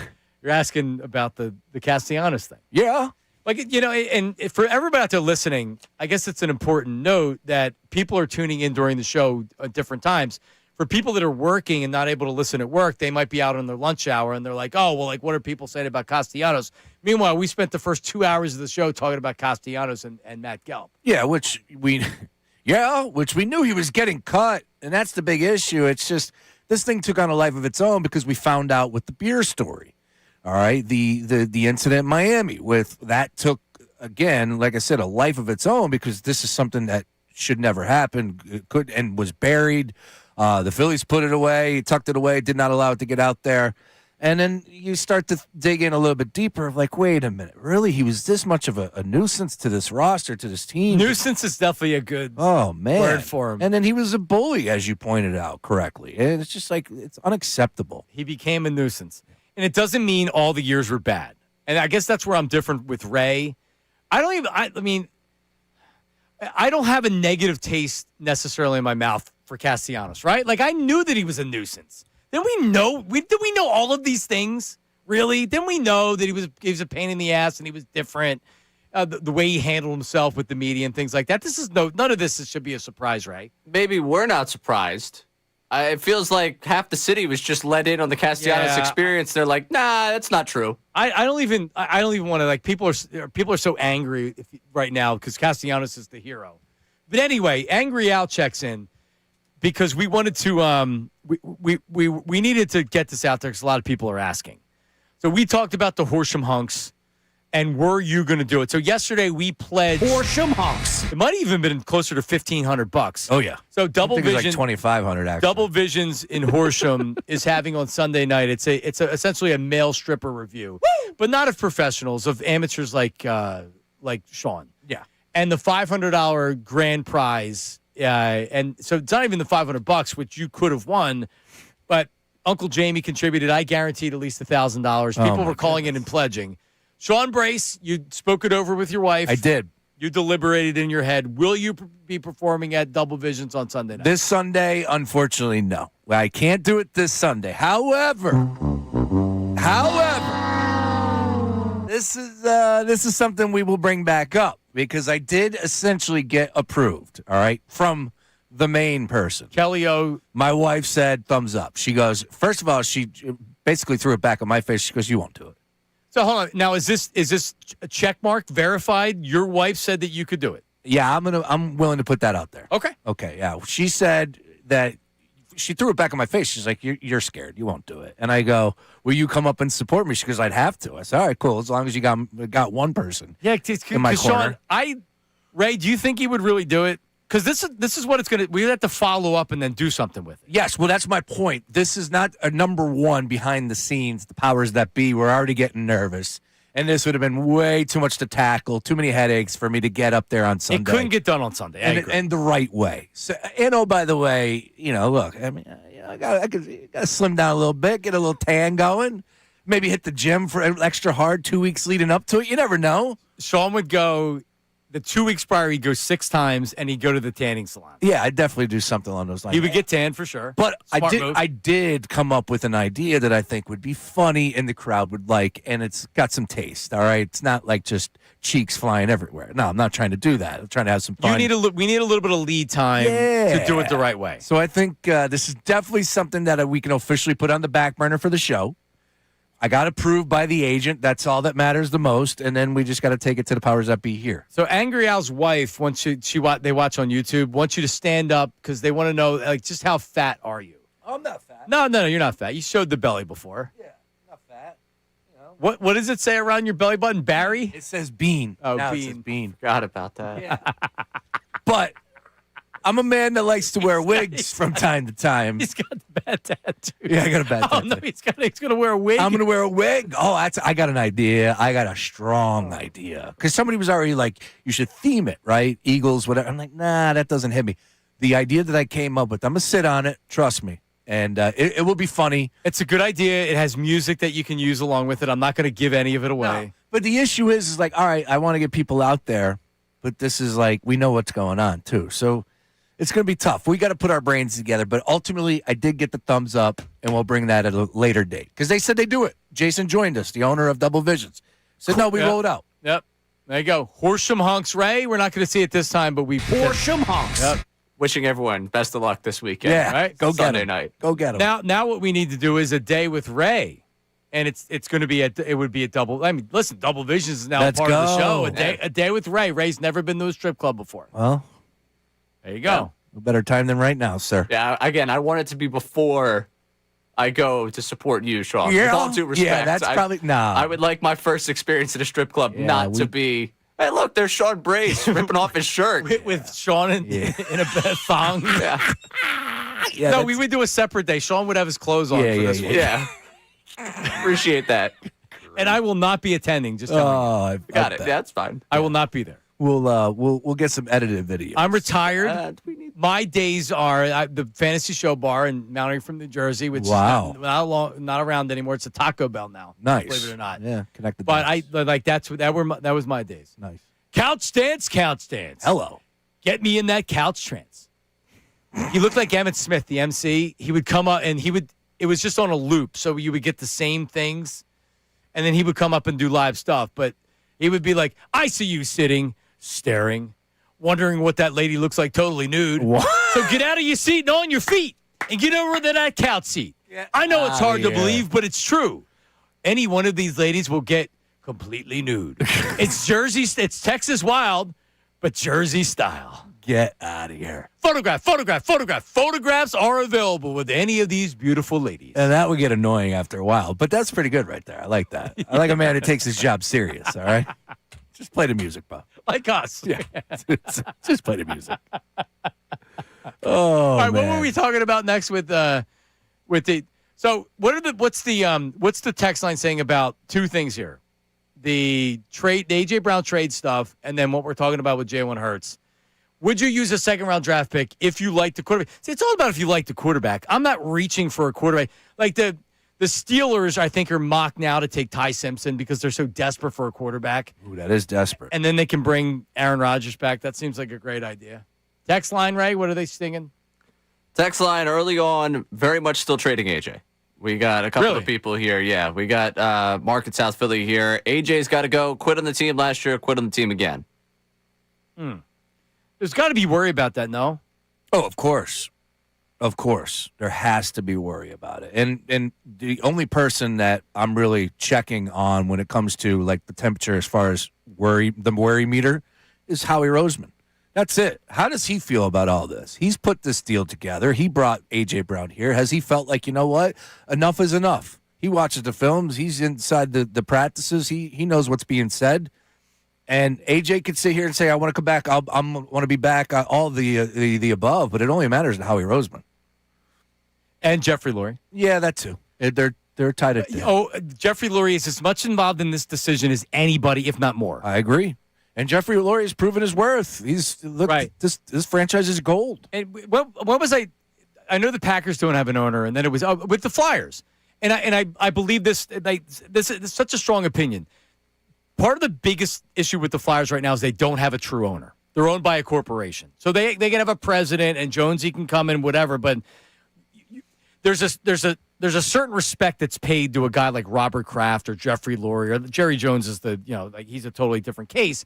But for fans that don't think that big picture decisions, quarterbacks, coaches, GMs and stuff like that, that's where you want a strong owner because that's where they're making big decisions. But A.J. Brown has a direct connection to Jeffrey Lurie to where other players don't. The quarterback has a direct, boom. It's like quarterback and owner, they need to have that relationship, right? They do. And A.J. Brown and Jeffrey Lurie, it's no different. So Jeffrey Lurie, his feel for this and his instinct for this is as good as anybody's. What else, Ray? Yeah, we got another texter about trading AJ. It's UPS man saying, trade AJ for the first, dump that salary, go get Max Crosby. I mean, they were interested in Micah Parsons. They were ready to pay him $35 a year. I need to light it up offensively. I know what's out there. I need a good offense. I need an elite edge rusher. Yeah, look, and he is that. Also, they got a brand new coach out there in Las Vegas, and apparently they already had coffees together. I don't know what that means, but isn't with Crosby, it's just the wrong time. How many years away are they from really competing? Vegas? How's Crosby? Yeah. Like with a certain team. He's 28. He'll be 29 in August. Yeah. I mean, wouldn't they be better off in trying to get multiple first-round draft picks right now? It wouldn't shock me if he did force his way out. And, wow, how about the CBSSports.com? When is this post from? Oh, 21 hours ago. The number one team listed here for Max Crosby in a trade. Your team, your town, your Philadelphia Eagles. Let's make some noise. Come on. The Raiders get the 2026 first-round pick, which is 23rd overall, 27 second-round pick, and the Eagles get Max Crosby. Deal. Yeah, I'm in. So do you trade AJ, you get the Bills' first-round draft pick, and then that way you don't have to trade all your draft picks away, right? How about you bring AJ back and you go and trade for Max Crosby? But also, AJ's making 30. Yeah, it's a Crosby's going to make 35. A lot of money. If not more. Yeah, I'm playing fantasy football there. Howie, get it done. Yeah, get it done, Howie. They also list the Patriots. They also list the Cowboys, too, as potential suitors to land Max Crosby services. He's a heck of a talent, man. He's a stud. Remember, he was like the only guy that played well in that game against the Eagles and Raiders at the Link. I don't know what other position you would want as far as doing another. All right, you trade AJ. I don't want to spend $30 million on another wide receiver. I'm not looking in free agency to spend top dollar on a wide receiver. You need to draft a guy. Correct. But these receivers that are coming out this year, there's a couple guys. Like Ohio State has a good dude. He's coming out. He'll be top 10. I don't know. Tate. Yeah. I look at, there's a kid from Arizona State that's catching a lot of attention. Yeah. I don't know. Nobody's going to be A.J. Brown. Nobody is. I could at least talk myself into finding some value with some of the potential free agents. Like Juwan Jennings is a guy that I didn't really believe in, and then he proved his worth with the 49ers. Yep, he sure did. He's a pretty good receiver. Violation Greg checks in with talking about the fantasy show bar. He points out, they served sodas. It was 18 to enter. That's why I was there. Oh, okay. And as an 18-year-old, you think it's the best thing ever. I bet. and you had to go to Jersey. Texas style, though. Man, you want to talk about throwback days? I used to, in Scranton, what was the place I used to go to? You had the Pleasure Dome, which was up in the Poconos. No, it's not that one I'm thinking of, though. Sounds like something. Yeah, I think that one's still operating. But the thing is, both of them that I'm trying to come up with the other one up there in my neck of the woods was BYOB, John. People would be carrying kegs in. Yeah, there was a couple places in Philly that was BYOB. It's insanity. Bachelor parties would bring kegs. Yes. It's true. They would let you do it. Probably not smart. No. But these were these were it might have been, is show and tell still in business? The It might have Grandview. been, might have been show and tell that you could bring kegs because they were BYOB. The Grandview. There you go. The Grandview sounds classy. You know what's funny is now that I'm in Conchi, Seventh Heaven was literally a stone's throw away from where I'm living at right now. Where you going this weekend? Yeah, it's no longer available. My neighbor actually has the pole. Still has the pole. True story. And Liam's a listester. Shout out Liam. Everyone knows him. Pole in his house? He has the pole from Seventh Heaven. Now that's no longer from the there. strip club. That's classy. Yeah, that's done. That's definitely classy. Melt that thing down. Turn it Can you into give his lots. last name too, so everybody knows exactly who you're talking about? Everybody already does. Now Seventh Heaven is a vet. Just so you know, it's a vet. Really? Yeah, it's a vet. Wow. Yeah. Imagine if you ended up taking your cat there to be put to sleep, and you were a customer there many years before. So Uncle Jamie, this was a good idea. He uses ChatGPT a lot. So he put in ChatGPT, is the 26th overall pick, Bills, is that good value for the Eagles? Okay. And through whatever they decided with the math, and it all makes sense, it would not be. ChatGPT says that based on the formula for whatever they're putting in there, they're throwing all this data into a pot and they're stirring it around. It would not be good value for the Eagles. How about that? Yeah. I feel like that too. How about I do that? as well. But I look at it from this perspective. If I'm the Bills and I could get A.J. Brown for the 26th pick, Boom. dude, if you said higher, Bob, I'm going higher. No, that's it. That's where I start with this trade. It's like immediately if I'm the Bills, I say yes. But if I'm the Eagles, like, hold up. That's why it's kind of a little lopsided for me. I think if we did this on 6-7. Yeah, you're 6-6. That's why you watch on YouTube. I watch. Yeah, you never know. You never know. Sean's doing the 6. Am I fat? Am I fat? How fat am I? No, Angry Al's wife said that you'd look good. All right, good. Come on out. Now I was thinking you should take your shirt off if we really want to judge. Horsham honks. Let's go. Horsham honks. Unison. Can't you just take your shirt off so we can see exactly what we're dealing with? No, don't do that. No, don't take your shirt off. What? What am I doing? He did before. he was going to do it. Yeah. Oh, God. Yeah, you should be watching on YouTube or go back and watch. Oh, my gosh.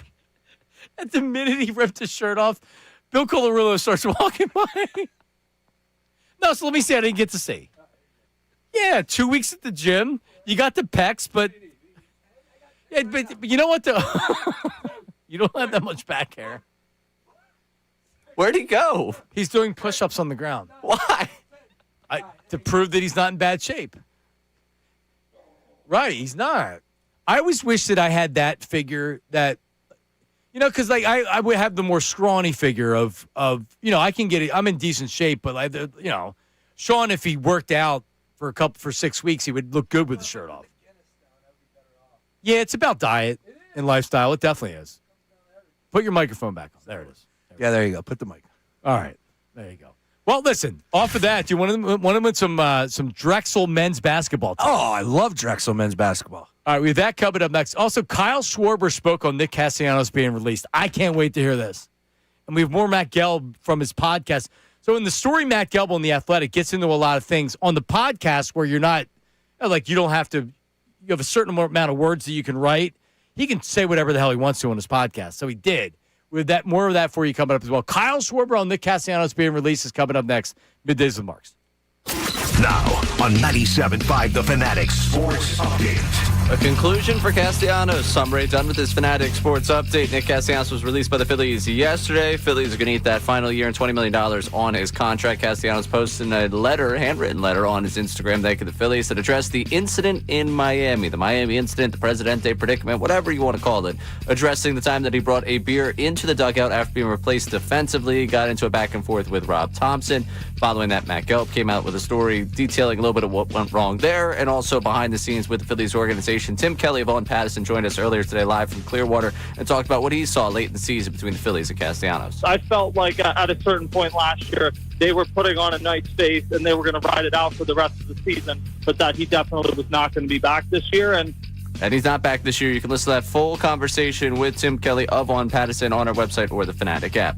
It's NBA All-Star Weekend. Plenty of the action will be live here on the Fanatic. And the 76ers have Tyrese Maxey starting in the All-Star game, also in the three-point competition. VJ Edgecombe, part of the Rising Stars competition. This update brought to you by Audible. If you're stuck in traffic, take care of you with help from the top voices in well-being on Audible. Sign up for a free trial at audible.com/wellbeing. I'm Ray Dunn on your home for the Sixers Flyers. Best Birds Talk 97.5 The Fanatic and the Fanatic app.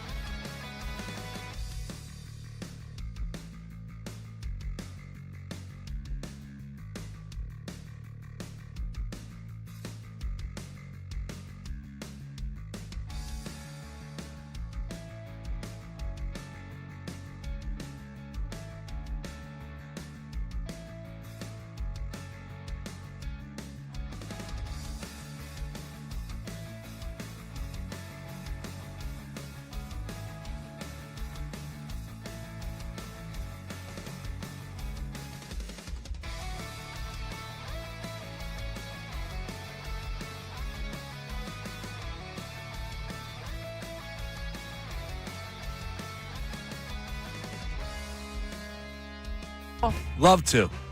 Drexel tickets against Towson. If you've never seen a game at the DAC, it is a great experience. It's Philly basketball at its finest. How about that? We have 2 pair to give out today. Drexel against Towson. It's February 22nd at the DAC. You can get your tickets at drexeldragons.com. You can also watch the game on CBS Sports Network.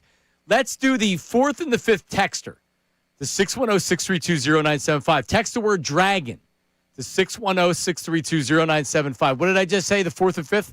4th and 5th. 4th and 5th. All right. We have some more to give away next week, so check that out.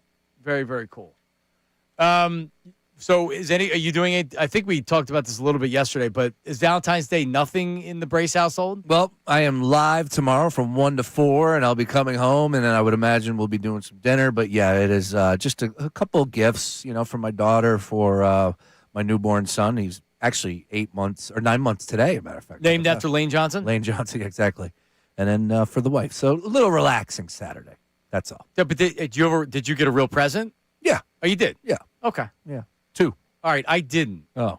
Well, I got a present, but I didn't, I'm not buying jewelry or anything like that. 3 if she wants to join me in splitting a 6-pack of Presidente. Oh. Well, she doesn't drink, though, anymore. She hung it up. Yeah. It's been tough. So I'm my wife, and she's the best mom and goes above and beyond with everything.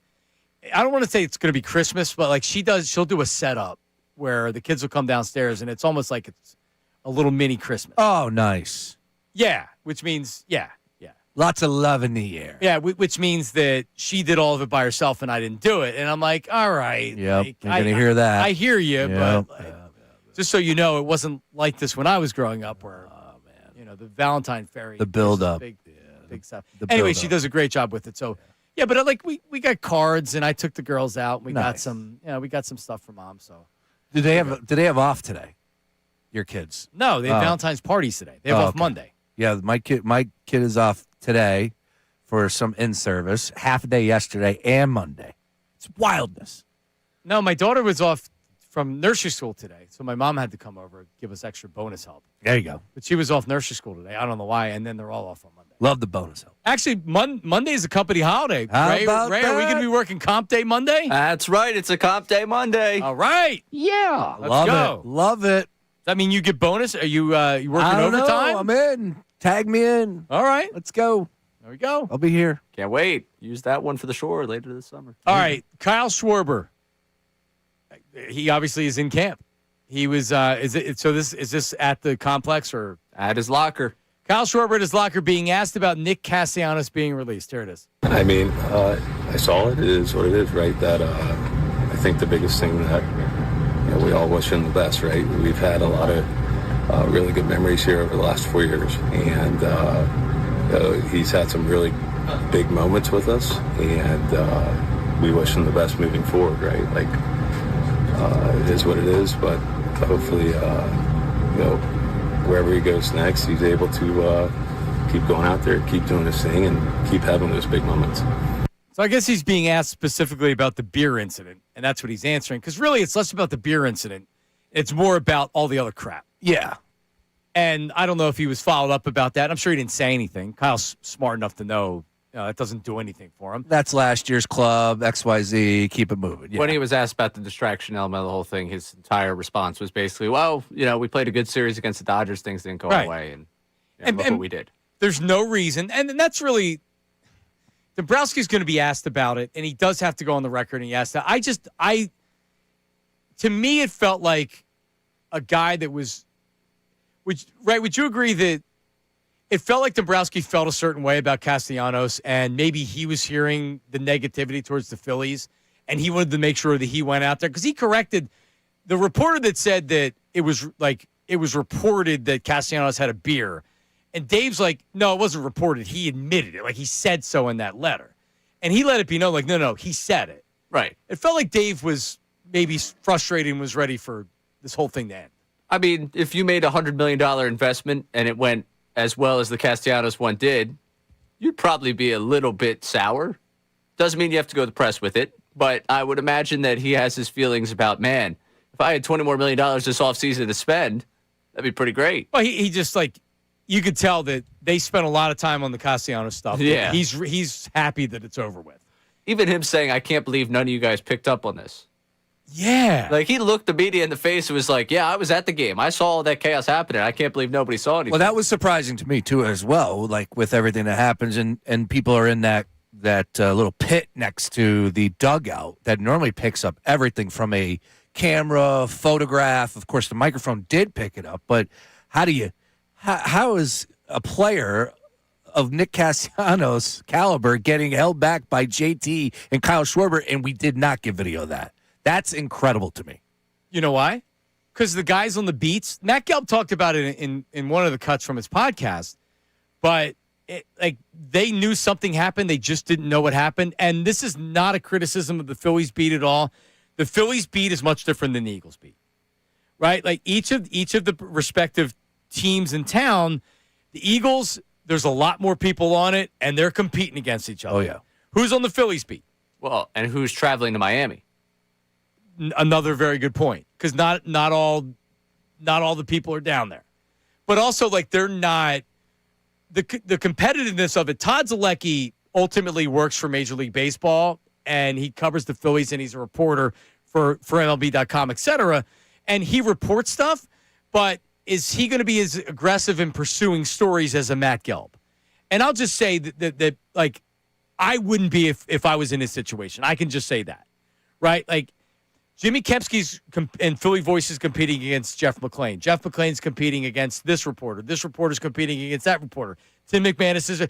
They're trying to get the story. They're trying to get the scoop. That's the business. Not as much with the Phillies beat. So that's how a story like that doesn't get out. Unless, like, they also didn't leak it. They didn't necessarily want it out there. Otherwise, it'd be out there. Right. And also, from the reporter's standpoint, even if that night you see something happening in the dugout, and you go ask them about it, and you can't get anyone to give you anything that can confirm what happened, if you're the person that stands out there and end up being the one that's wrong about it, that puts you in a really deep bind. But they also didn't want it out there because they were trying to make it work. They were trying to air everything then. That too. Now they're doing it because it's over. Well, yeah, but the reporter also doesn't owe the Phillies anything in that instance. No, I agree. So, like, you don't want to be the one that stands on and have that end up being denied. But my point is that the Eagles, the Phillies weren't eager to put it out there. Let's be honest. On stories that are put out there, a lot of times it's for like they want it out there for a reason. Remember Jalen Hurts? Who reported it? Somebody reported that, like, yeah, during the practice all week, they're saying to him, do this, and then the game happens, and then he doesn't end up doing it. Kind of like the report that just got released yesterday. They wanted that out there at that point in time, Correct. that specific time. Right. The timing. Yeah, we're releasing him, and here's why. Yep. No, you're right. But they didn't want that out there because they didn't want the season to blow up. Correct. And if it was reported that, Nick Castellanos came into the clubhouse with a beer after he got removed from a game, that's a story. Popped. Or came into the dugout. A Presidente sits down next to the coach, next to manager Rob Thompson, and starts to lay into him. Come on. But isn't that super aggressive bully type stuff? Absolutely. That's top-notch bully stuff. Like, hey, you took me out of the game. I got a beer in the dugout, and I'm going to sit here and I'm going to talk to you. Like I'm on vacation. Yeah, and I'm gonna be aggressive in why did you take me out of the game? I don't know. It's just really weird, bizarre behavior. But anyway. But Nick Castellanos was very weird, right? Yeah. Like that's an easy way to define him. He was a strange dude, but he was he was consistent. I never took him as anything other than what he was. Like you better be on your toes if you talk to him. It's a good way to put it. Yeah, from everybody's standpoint. Yep. And I'm sure year 4, everybody was kind of tired of it. You signed Nick Castellanos to a 2-year contract. We're not having any Nick Castellanos conversations. He's going after 2 years, and we're probably okay with him leaving after 2 years. As it stands now it's like everybody's mad at the Phillies. People are mad at the media. It's almost everybody's fault but Nick Castellanos. To me, this isn't even a story. What is it with Presidente beer and stuff? Man. But like him leaving is a non-story. Man, they're getting a great deal of advertising. They sure are. I wonder who pushes them locally. I have to look that up. Is it a lager? I honestly, I've never even heard of it. It is solid beer. I would highly recommend it. Is owned by Anheuser-Busch. How about that? So they bought it. It's a Dominican Pilsner. I'll say it. I'll do Presidente watch parties all season long for the Phillies. Oh, there it is. Great idea. Right. Let's do it. Presidente. Anheuser-Busch. Get in with Anheuser-Busch. There A you go. Presidente watch party. You There you hit go. my line. Every week I'll be out somewhere drinking Presidente. They also have Presidente Black as well. Presidente Light. I was going to say, do they have light beer? Yeah, they got it all.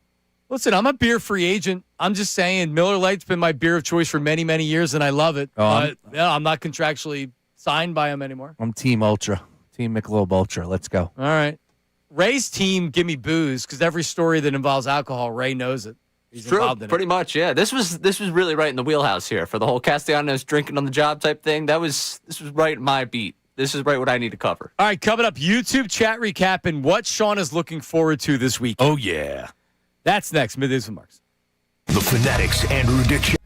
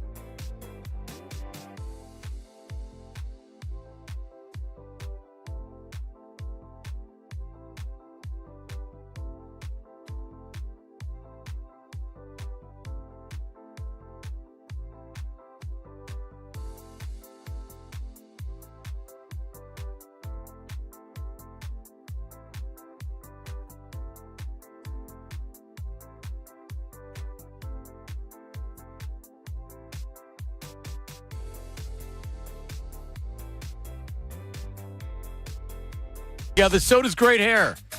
Morgenstern Hair Restoration, 3 locations, Bala Kinwood, Wayne, Pennsylvania, Lancaster.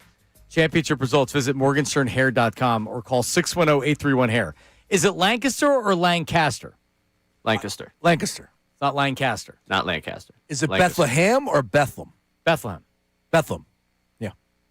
Is it Caribbean or Caribbean? Ooh, Caribbean.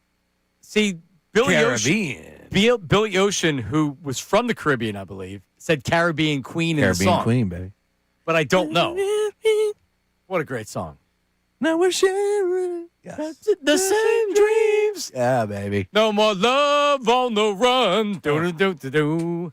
And it's Louisville, not Louisville. Yes. Jody Mack used to drive me crazy with 2 things. He would say New Orleans and Louisville. And it's like nobody says New Orleans. It's New Orleans, and Louisville. Louisville. There you go. All right. What were we going to do here? Oh, so Sean. Yeah, let's do it. What are you doing this weekend? Well, it's funny you asked, Sean Marks, because on 2:30 p.m. on Sunday, ladies and gentlemen, boys and girls, there's only one thing to do. I just got 3 things to say. God bless our troops. God bless America. And gentlemen, start your engine! Yeah. That's right. It's the great American race. 68th running of the Daytona 500, Johnny. I'm fired up. William Byron, he's got a chance to do something no other driver has ever done in NASCAR history. You know what that is? 3 straight Daytona 500. And I've never heard of him. Oh, well, Mr. Byron right now. Are you a NASCAR guy? A little bit. Daytona definitely would be tuned in. It's on the TV. Always tuned in. Mercedes is a big what is it called, the Indy cars, whatever, the F1 F1s. Yeah, he drives simulators all nights. Yeah. Yeah, like all night. I think he's doing this. He's on a team. He's on some. What? Yes. All right. It's weird. He was telling me about it. I'm like, seriously? I don't know. I mean, I'm the weird one. He's real passionate about it. He came in here and showed me video of the whole setup of the sim. F1. Yeah. Oh, yeah. Nice. Oh, yeah. There's that F1 arcade downtown that I went to the grand opening. I don't know if they're still open, but good luck. William Byron plus 1,400 to win it. I would bet against him, though, just for the people out there. If you're trying to take a little flyer on somebody, Kyle Busch never got the job done. Look for him to get his first 10-1 right now. Go ahead and scoop him up wherever you shop at a sports book. Looking forward to Daytona 500. Also looking forward to the slam dunk competition, John. I know we had some fun talking about some of the names that are out there, but it's Saturday night, NBA All-Star Weekend. It's appointment television. We'll see what they have. Tyrese Maxey. Oh, 3-point contest. I was looking at the odds on that. He is if you think he's going to win, it's pretty good value. All right. Right now in the Bet Parks. Well, the hoop's pretty big for him, man. I'll tell you, he's going to get up there and start smoking them. I can see him winning it. Also, Jarrett McCain is in a 3-point competition against influencers. Could I get a number on that? Very odd. What's the name of that contest? Who knows? But I saw that he's out there. Well, he is an influencer, so he can. Yeah, that's why they're doing it. He's going up against guys like Drewski and all the hot girls that they're putting out there. Drewski's the guy that was told the inappropriate joke. Yeah, that idiot. So they bring him back out there for another thing on national TV. What could possibly go wrong, Ray? It went wrong for the NFL. It won't go wrong for us. No. Duh. The NBA All-Star Game I don't even know how they're playing it. Like last year was also crazy. So they have USA Stars and USA Stripes and World. Yeah, whatever. Again, yeah, exactly. I don't care too much about the game. They ruined that over the past few years. But Saturday night, always tune in. All right. There he is, Sean Brace. Time for the YouTube chat recap. Bang. It's time for the YouTube chat recap. How about filling us in? Let me tell you something else, man. Watch us live on YouTube every single weekday. I can't lie. Let me tell you something. It's the Middays with Marks YouTube chat recap. So I was just thinking about it. We always say, like, you should watch us on YouTube. Sean was shirtless. Yes.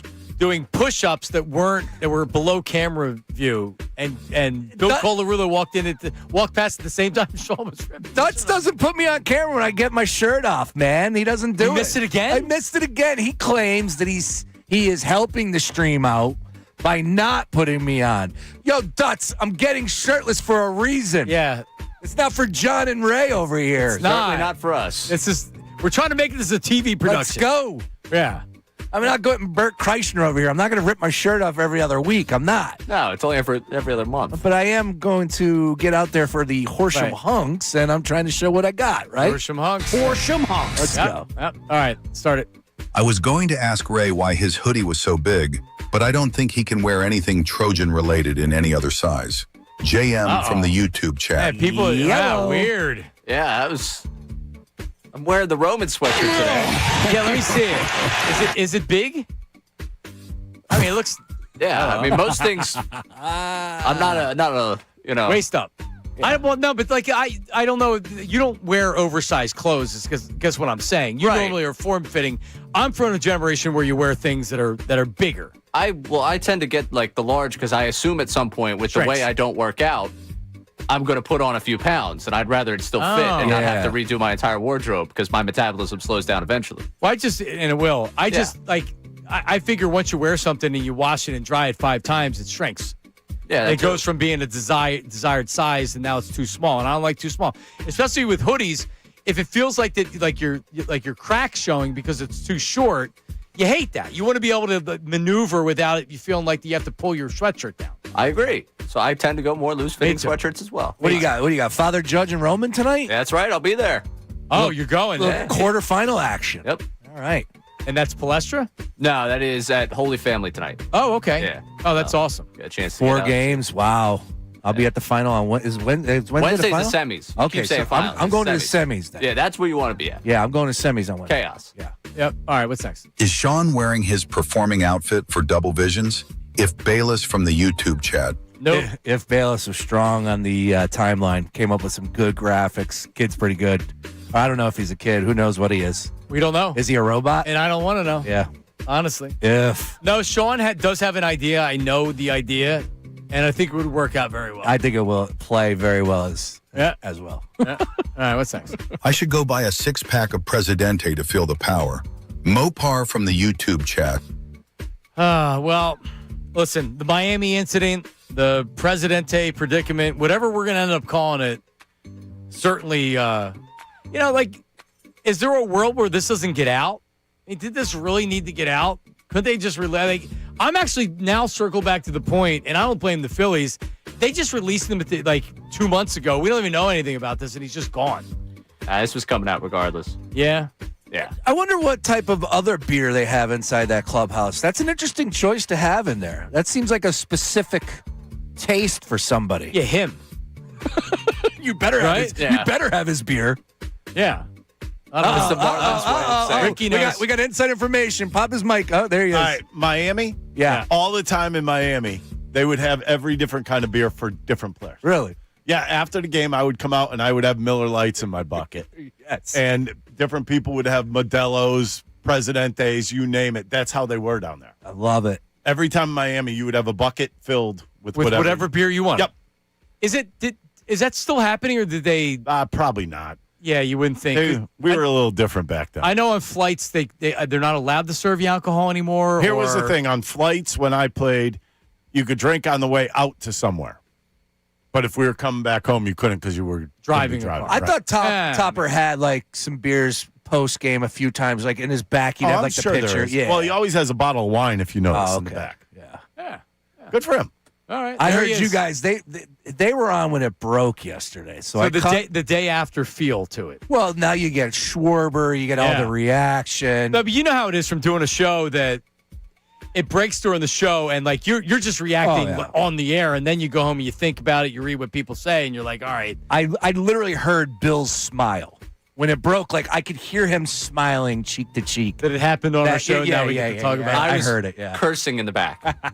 Are you bleeping kidding me? Another half hour after we get off the air? No, I thought the guys were great yesterday on it, and Bill very quickly, and Bill kind of feels the same way I do. We're more annoyed with people criticizing the media for we're perceived to be somehow involved in all this stuff instead of just what are we even talking about here?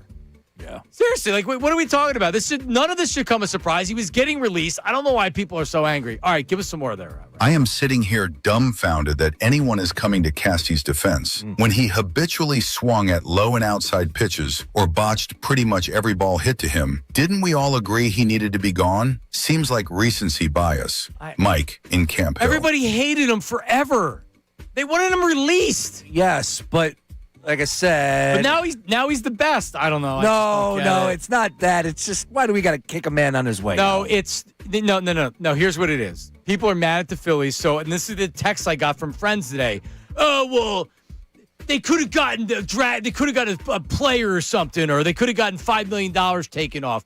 Dombrowski misplayed his hand. Says, when do fans care about that? And that's why they're mad at the team. Well, I don't disagree. With maybe they could have handled this stuff. I'm not gonna. I don't want to argue. Sorry, in this show, but we know that this team is not strapped for cash, but they got to find. That's why it's a point. If they could have used $1 million on another player, then yeah, they misplayed their hand. I don't disagree with that. All right, any more, Ray? Ray, if you perform on Sunday, they better hand out hard hats with you swinging that thing around. Dawood Spriggs from the YouTube chat. What is going How on? about that? Jeez. Oh man.